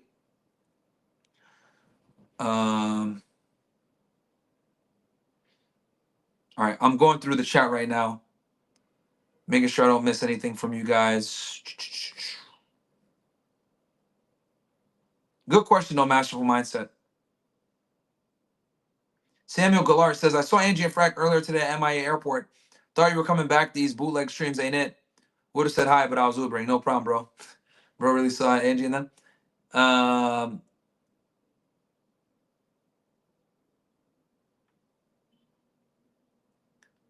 Let's see here. Myron, can you explain how you got into the courtroom? I got hooked up. I got hooked up by a YouTuber who I'm going to probably introduce y'all to maybe tomorrow. Here, let me. Yeah, I'm gonna introduce y'all to him tomorrow. Let's see here.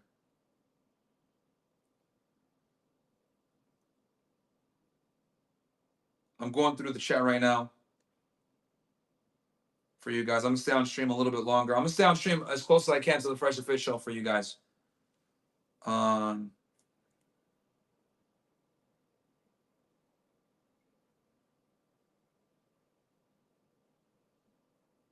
Yeah, I got to hook up to get into the courtroom. I'm gonna try to get in tomorrow too, guys. Matter of fact, if I don't make it in, it's fine. But I'm gonna try.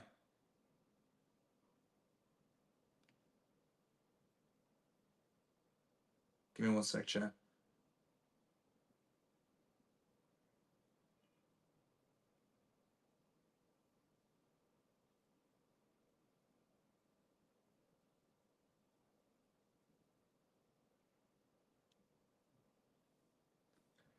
All right, let's see here.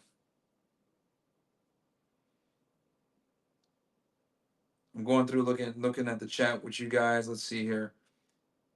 Guys, super chat in your questions. If you guys got questions or whatever, send them in now. And I'll wrap up soon.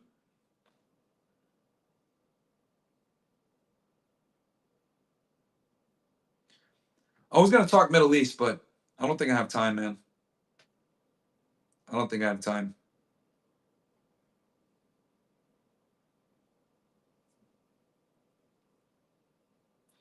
Sabat says, you remember that video in the lobby in the hotel of Diddy kicking that woman? Yeah, bro. They showed that a bunch during they showed that a bunch today during the trial.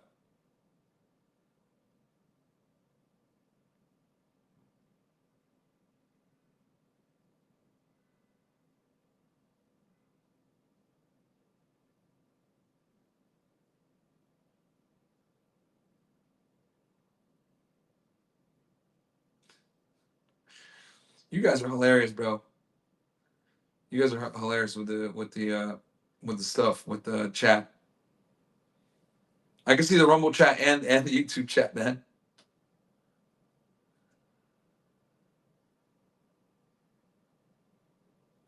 Yeah, I can talk about the jurors on stream. I just told you guys like the makeup of men and women. That's it.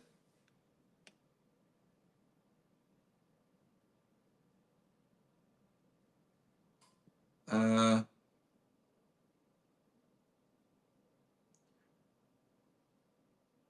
Womanizer Wednesday. You're looking at it right now, bro. No Womanizer Wednesday because I'm showing you guys the true Womanizer, Diddy. It's Diddy Wednesday, bro. Diddy Wednesday, man.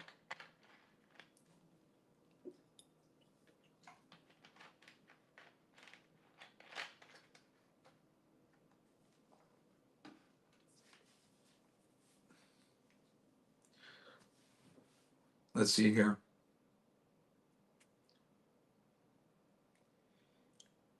I'm looking at chats, make sure I didn't miss anything.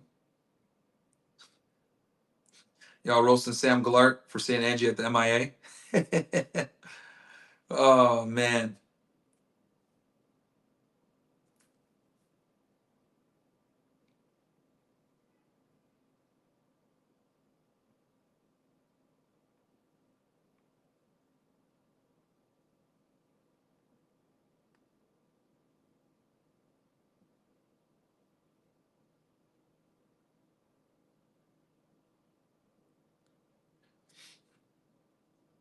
Okay.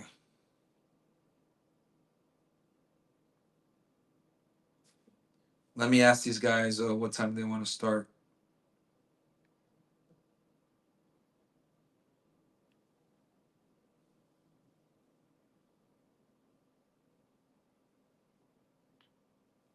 Oh shit! I didn't even see the Fresh and Fit chats in there. Okay, I'm on the Fresh and Fit Rumble, guys. Sorry. So OK says, "Hey, if that is all of the prosecution's case, how are they going to tie it to human trafficking?" The way they're tying it to human trafficking, guys, is because what they're doing is they're saying the escorts were basically prostitutes being moved across state lines, and they're saying that Cassie was also being sex trafficked across state lines, and she was being assaulted with coercion and violence. That's what they're using. Arc Lightning. If Puppy goes to prison, how long is he looking at, and what does life look like for him once he's out? He's looking at 15 to 20 years, bro. Easy. 15 to 20 years, easy, bro. Easy. He might die in prison, chat.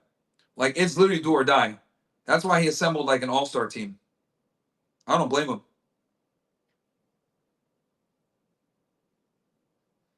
Get your chats in, guys. Get your questions in. Get your chats in. So I don't miss any of you ninjas. My brother's telling me to shout him out. All right, nigga, what do you want? Motherfucker. What do you want, bro? That's very Jewish behavior of you, bro. Nigga send me a text saying, shout me out, nigga. Shout you out for you. What, man? You black as hell. The hell do you want, bro? Guys, everybody roast my chat. My brother in the chat, call him a brokey, man. Nigga want a shout out. He ain't do nothing. Nigga was supposed to pick me up on Friday, man. Oh, sorry, bro. Can't come until like 6. What the fuck? How's that gonna help me, man?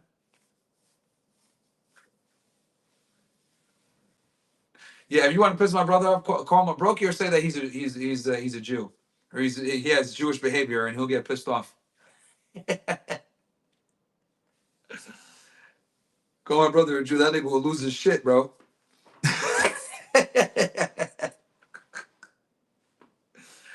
Ah, man. Tell him, yo, that's Jewish behavior, bro.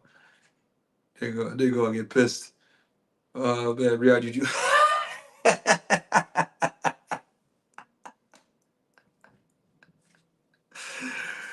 He ain't gonna like that one. He ain't gonna like that one, man. Oh, man. He ain't gonna like that one.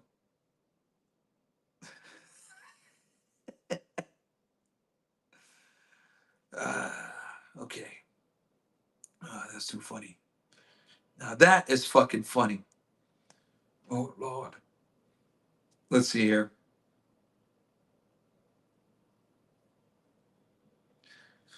I'm gonna have this tech shit figured out for you guys tomorrow. We had 20,000 watching yesterday when I didn't have any tech problems, man. So I gotta fix that shit.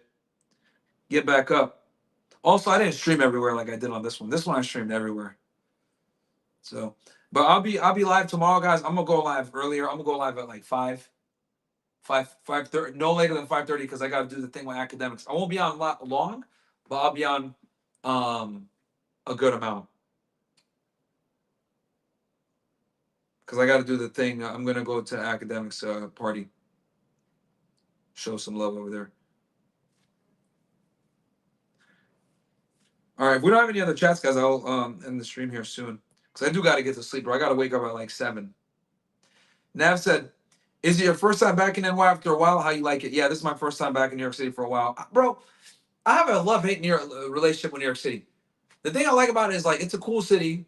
The thing I dislike about it is that it it's dirty, bro. Everything's expensive as fuck. It's just very overrated. You know what I mean? It's like slightly better than London. If I'm being honest with you, London sucks. London is like one of the worst cities, man. One of the most overrated and worst cities in America, bro. I said in America, excuse me, in the world.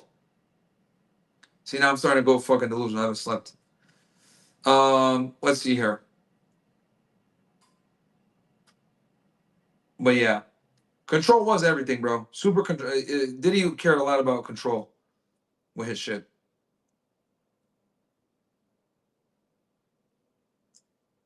So,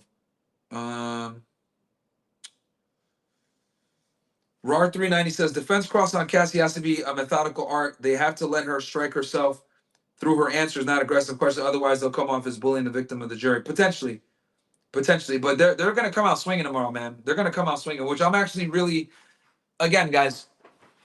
Direct cross examination is the best because that's when you get to really see what the lawyers are made out of.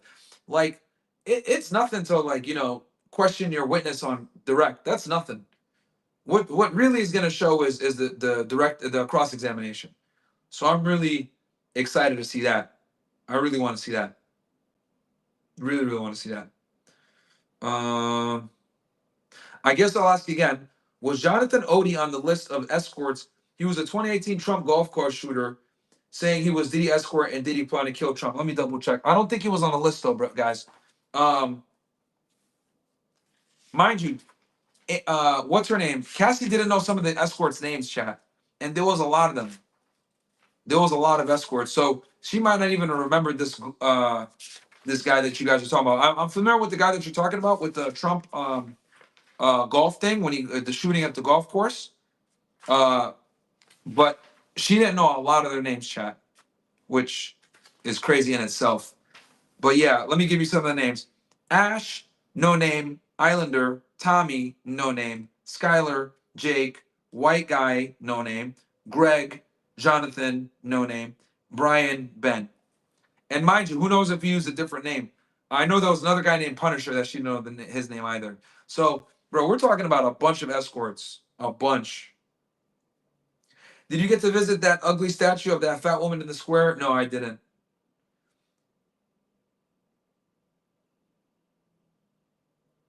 Let's see here if I missed any other chats. Castle Club chats? I don't have access to Castle Club chats, man, because we didn't get the.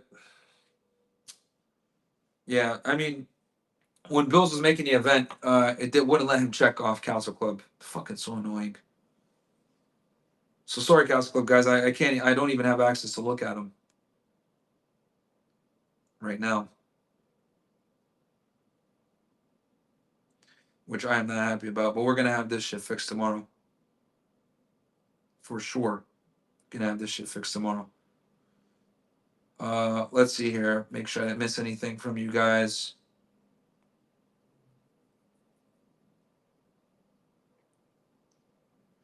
Might be better to just go live at night, guys, because I like the lighting is better. The lighting is way better. It might be better for me to just go live at like 7 or 8 or some shit like that tomorrow. Is Brian still cooking? He only cross-examined one witness. I'd like to see him cross-examine Cassie tomorrow, though. I'd really like to see him cross-examine Cassie tomorrow.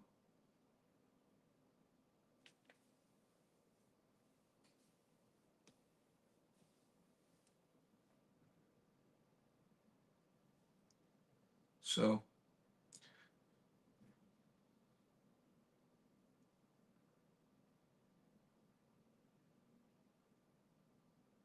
Here's Frank playing in the park, guys.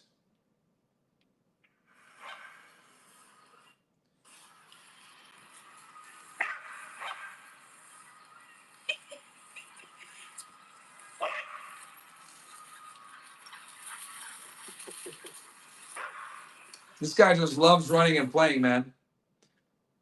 Frank. Let's see here.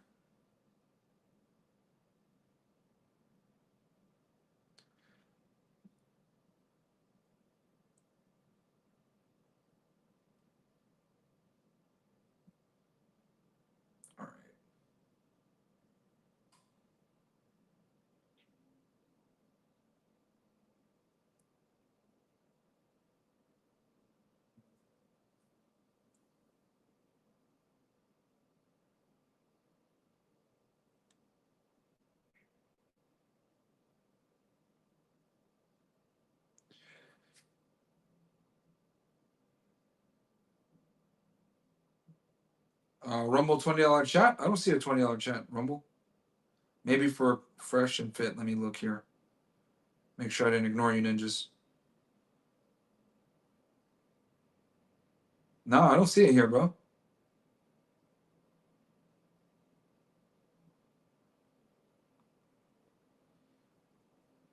I'm going through chats right now. I don't see it.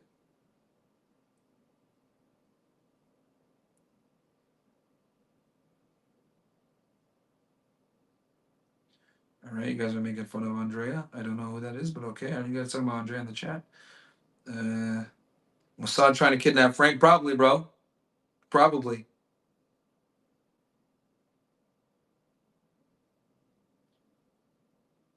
I don't see a $20 chat anywhere here, bro. Let me try looking on Rumble. Give me 1 sec. Let me try Myron Gaines X and try to see if I can find it here. Let me look. I'm here in the chat. I'm even on the Rumble website, bro, and I don't see it.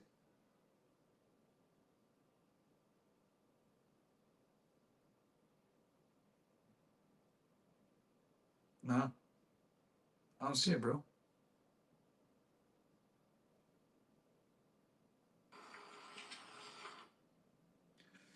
All right. What else do you guys want me to chat about before I get off here? What else do y'all niggas want me to yap?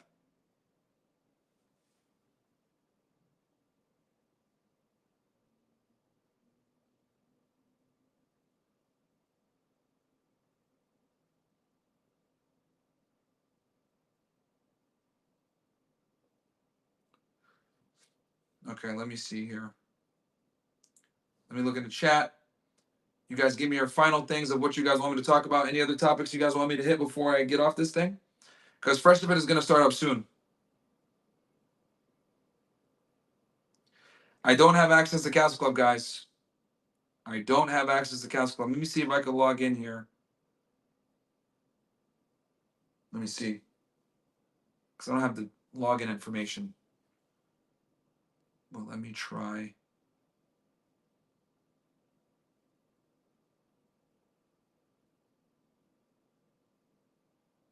What the fuck?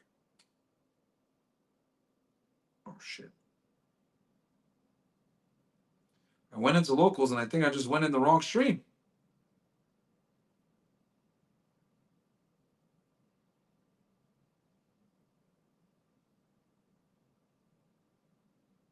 What the hell? Bruh.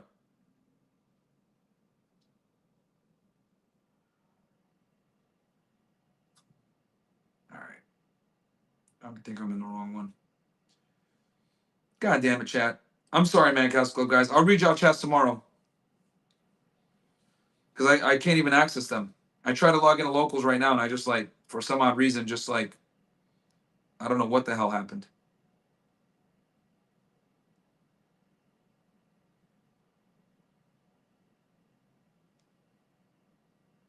I don't know what the fuck happened just there.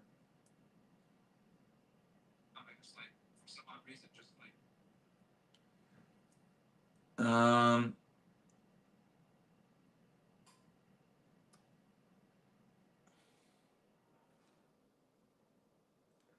right, let me look. Yeah, Myron Gaines X right now, guys, is the best. Or talk about Derek Chauvin potential pardon. What do you think about the case so far? If you were the lead agent, would you have taken the same approach? Good question. So Charles May says, what do you think about the case so far? I'll be honest with y'all. Right now, there's a lot of holes in the prosecution's case right now. Mind you, guys, this thing is going to go for 6 weeks. They got a lot of witnesses. The government has a lot of witnesses. So early on, it's too hard to tell. Right now, you can make the argument, look, this is a degenerate guy that wants to have sex with his girl and pimp her out to a bunch of dudes. And they have a violent relationship, tumultuous, turbulent relationship. You can make that argument. Obviously, I have a better idea, guys, tomorrow once I see cross-examination. I'll have a way better idea once I see cross-examination. But right now, I think the prosecution is doing a good job. They did really good on the direct. So we'll have to see how the defense comes out on cross, because Cassie is the most important witness, guys, by far. Their case hinges on Cassie, so we'll have to see how the cross-examination goes tomorrow. So tomorrow's going to be a super important day. I think it's probably going to be one of the most important streams I do is tomorrow. Charles Nav says, talk about the Derek Chauvin potential pardon. I know Ben Shapiro's been pushing for Derek Chauvin to get a pardon for a minute now. Which is interesting because obviously he didn't really care about Derek Chauvin until this Israel thing came out and people started talking shit about Zionism. So I do think it's a little bit of a racial play because race politics always gets clicks and views.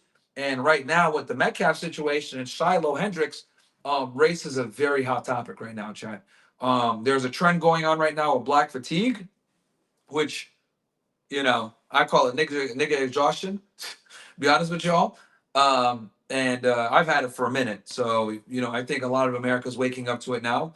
But yeah, bro, I mean, people are just tired of the victim mindset, man, and the victim narrative that the black community just kind of been able to exploit for a very long time. Let's just be honest. Like, niggas are tired of this shit, bro. If I'm going to be all the way honest with y'all. So that's kind of where we are now. That's what it's gotten to. So we'll see what happens. But, genuinely speaking, it's only going to go down from here. Things are really tense. The only reason, because so many people are mad at Shiloh Hendricks, right, for making what's she make, like 700, 800,000, chat? How much did she make now? I'm going to look at the chat as you guys tell me. What did she make now, dude? She has like some stupid amount of money.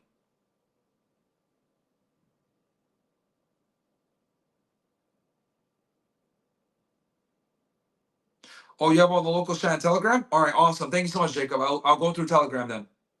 I'll go. Jacob for the W to all the Couch Club niggas, bro. Thank you, Jacob. Okay, so you have 775,000. That's crazy, bro. 775,000 is wild. But anyway, the reason why she made so much money, guys, is because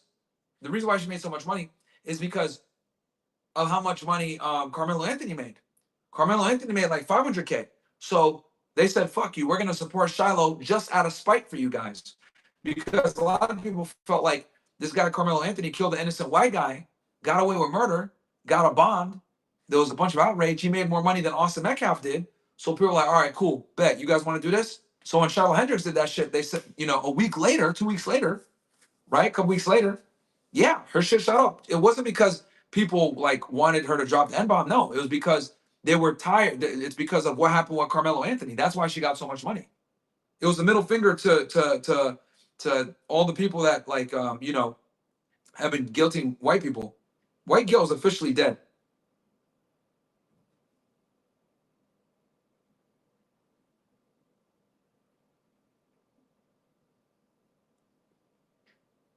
So I'm talking to my guy right now. He's gonna hook me up. Hold on. Let me get his channel right now.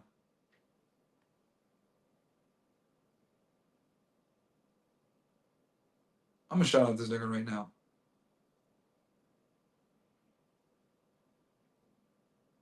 I'm gonna tell you guys who got me in.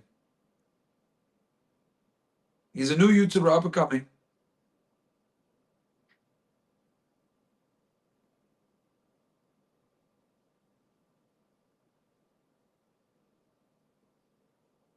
Okay. Let me find his channel for you guys. I got the name.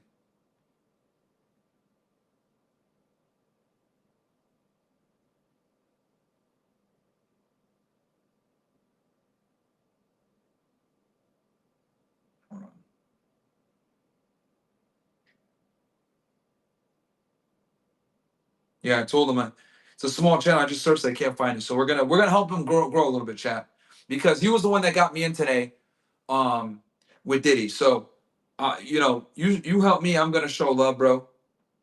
So, let me find his channel right now for you guys real quick. You guys could show him some love. I'm gonna hop on his shit tomorrow.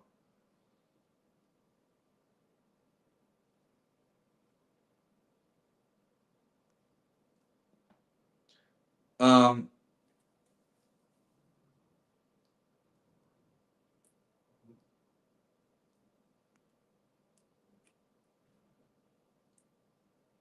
okay. So while I wait for that chat, okay, so hold on, let me find it. Okay, here's the channel, guys. Up and coming new YouTuber. His name is Watching the World 777. It's called Watching the World. Like, if you search it, it's Watching the World 777, 3 sevens. But this is him. He's been doing a lot of the clips. He's been getting like footage from outside the courthouse.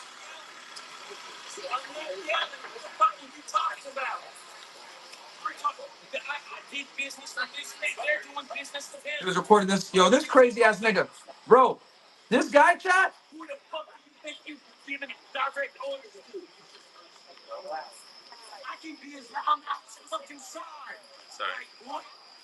Bruh. Lord. Blue-eyed devil. You got it coming.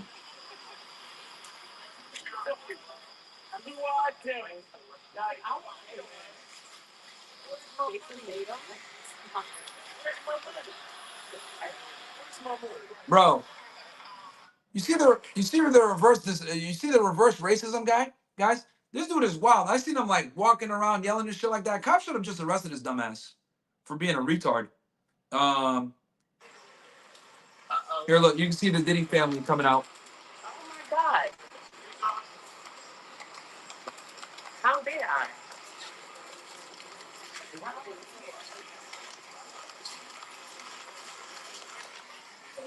So he's been getting like a lot of exclusive footage like that, guys. So go check him out, man. If you guys want updates on the uh on the Diddy trial. Red, he's you know, newer YouTuber, up and coming, trying to build his channel. He helped me out, he helped me get in there. So we'll show him some love. Watching the World is the name of his channel. Up and coming channel. Gotta help out the homies. I'll be with him tomorrow. So he's gonna help me out with that. So shout out to Mel of Watching the World.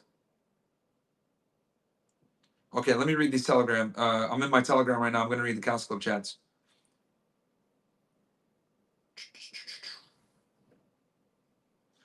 Okay, we got with Ghost. You think they're going to have a female attorney cross-examiner? Probably. Good question with Ghost. Probably, bro.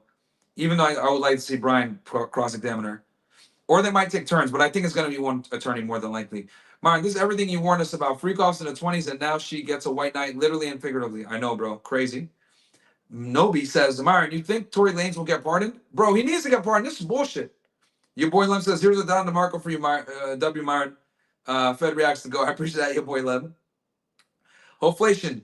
Myron, did you hear about what Kelsey's bodyguard said Tory is innocent? Yes, I read that earlier. Hold on, let me check the battery on this thing, guys. Make sure the phone doesn't die on us. We just crossed the 3-hour mark. All right, we're still going strong. We crossed the 3-hour mark, but we're still going strong. JJ says, Myron, could you cover the Karen Reed case in Boston?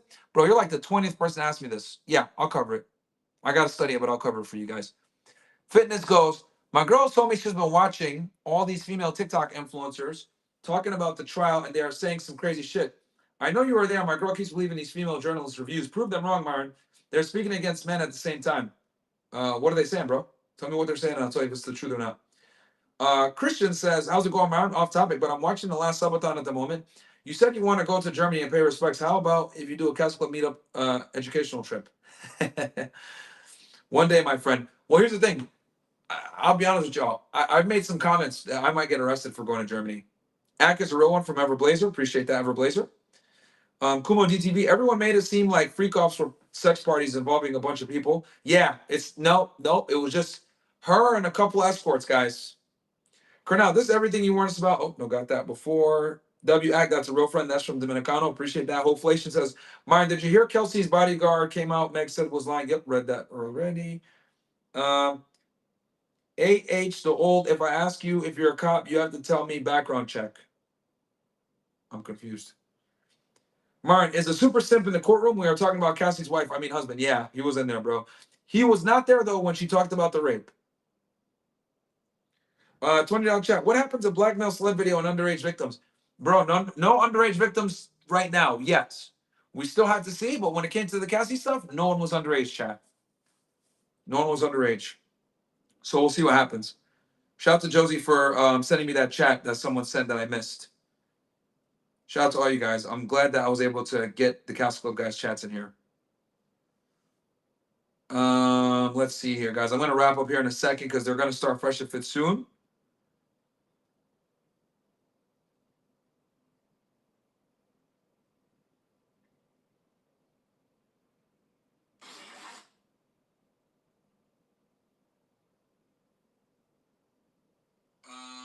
Let's see here, guys. Hold on. Oh, Bill said we're waiting on me. Okay. All right, I'm going to end the stream here soon, guys. Cassie, or I said Cam. Josie, if you're watching, can you please raid the guys?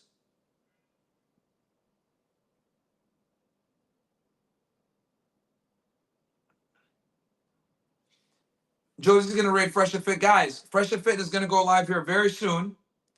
Go over there. If you're already on Rumble, stay where you're at. If you're watching on Myron Gaines X on Fresh and Fit or on YouTube or on Rumble, go watch them. They're live. Josie's going to start raiding you guys right now. I'm telling. Okay. Awesome. Josie is raiding. Okay, getting off now. Josie is raiding.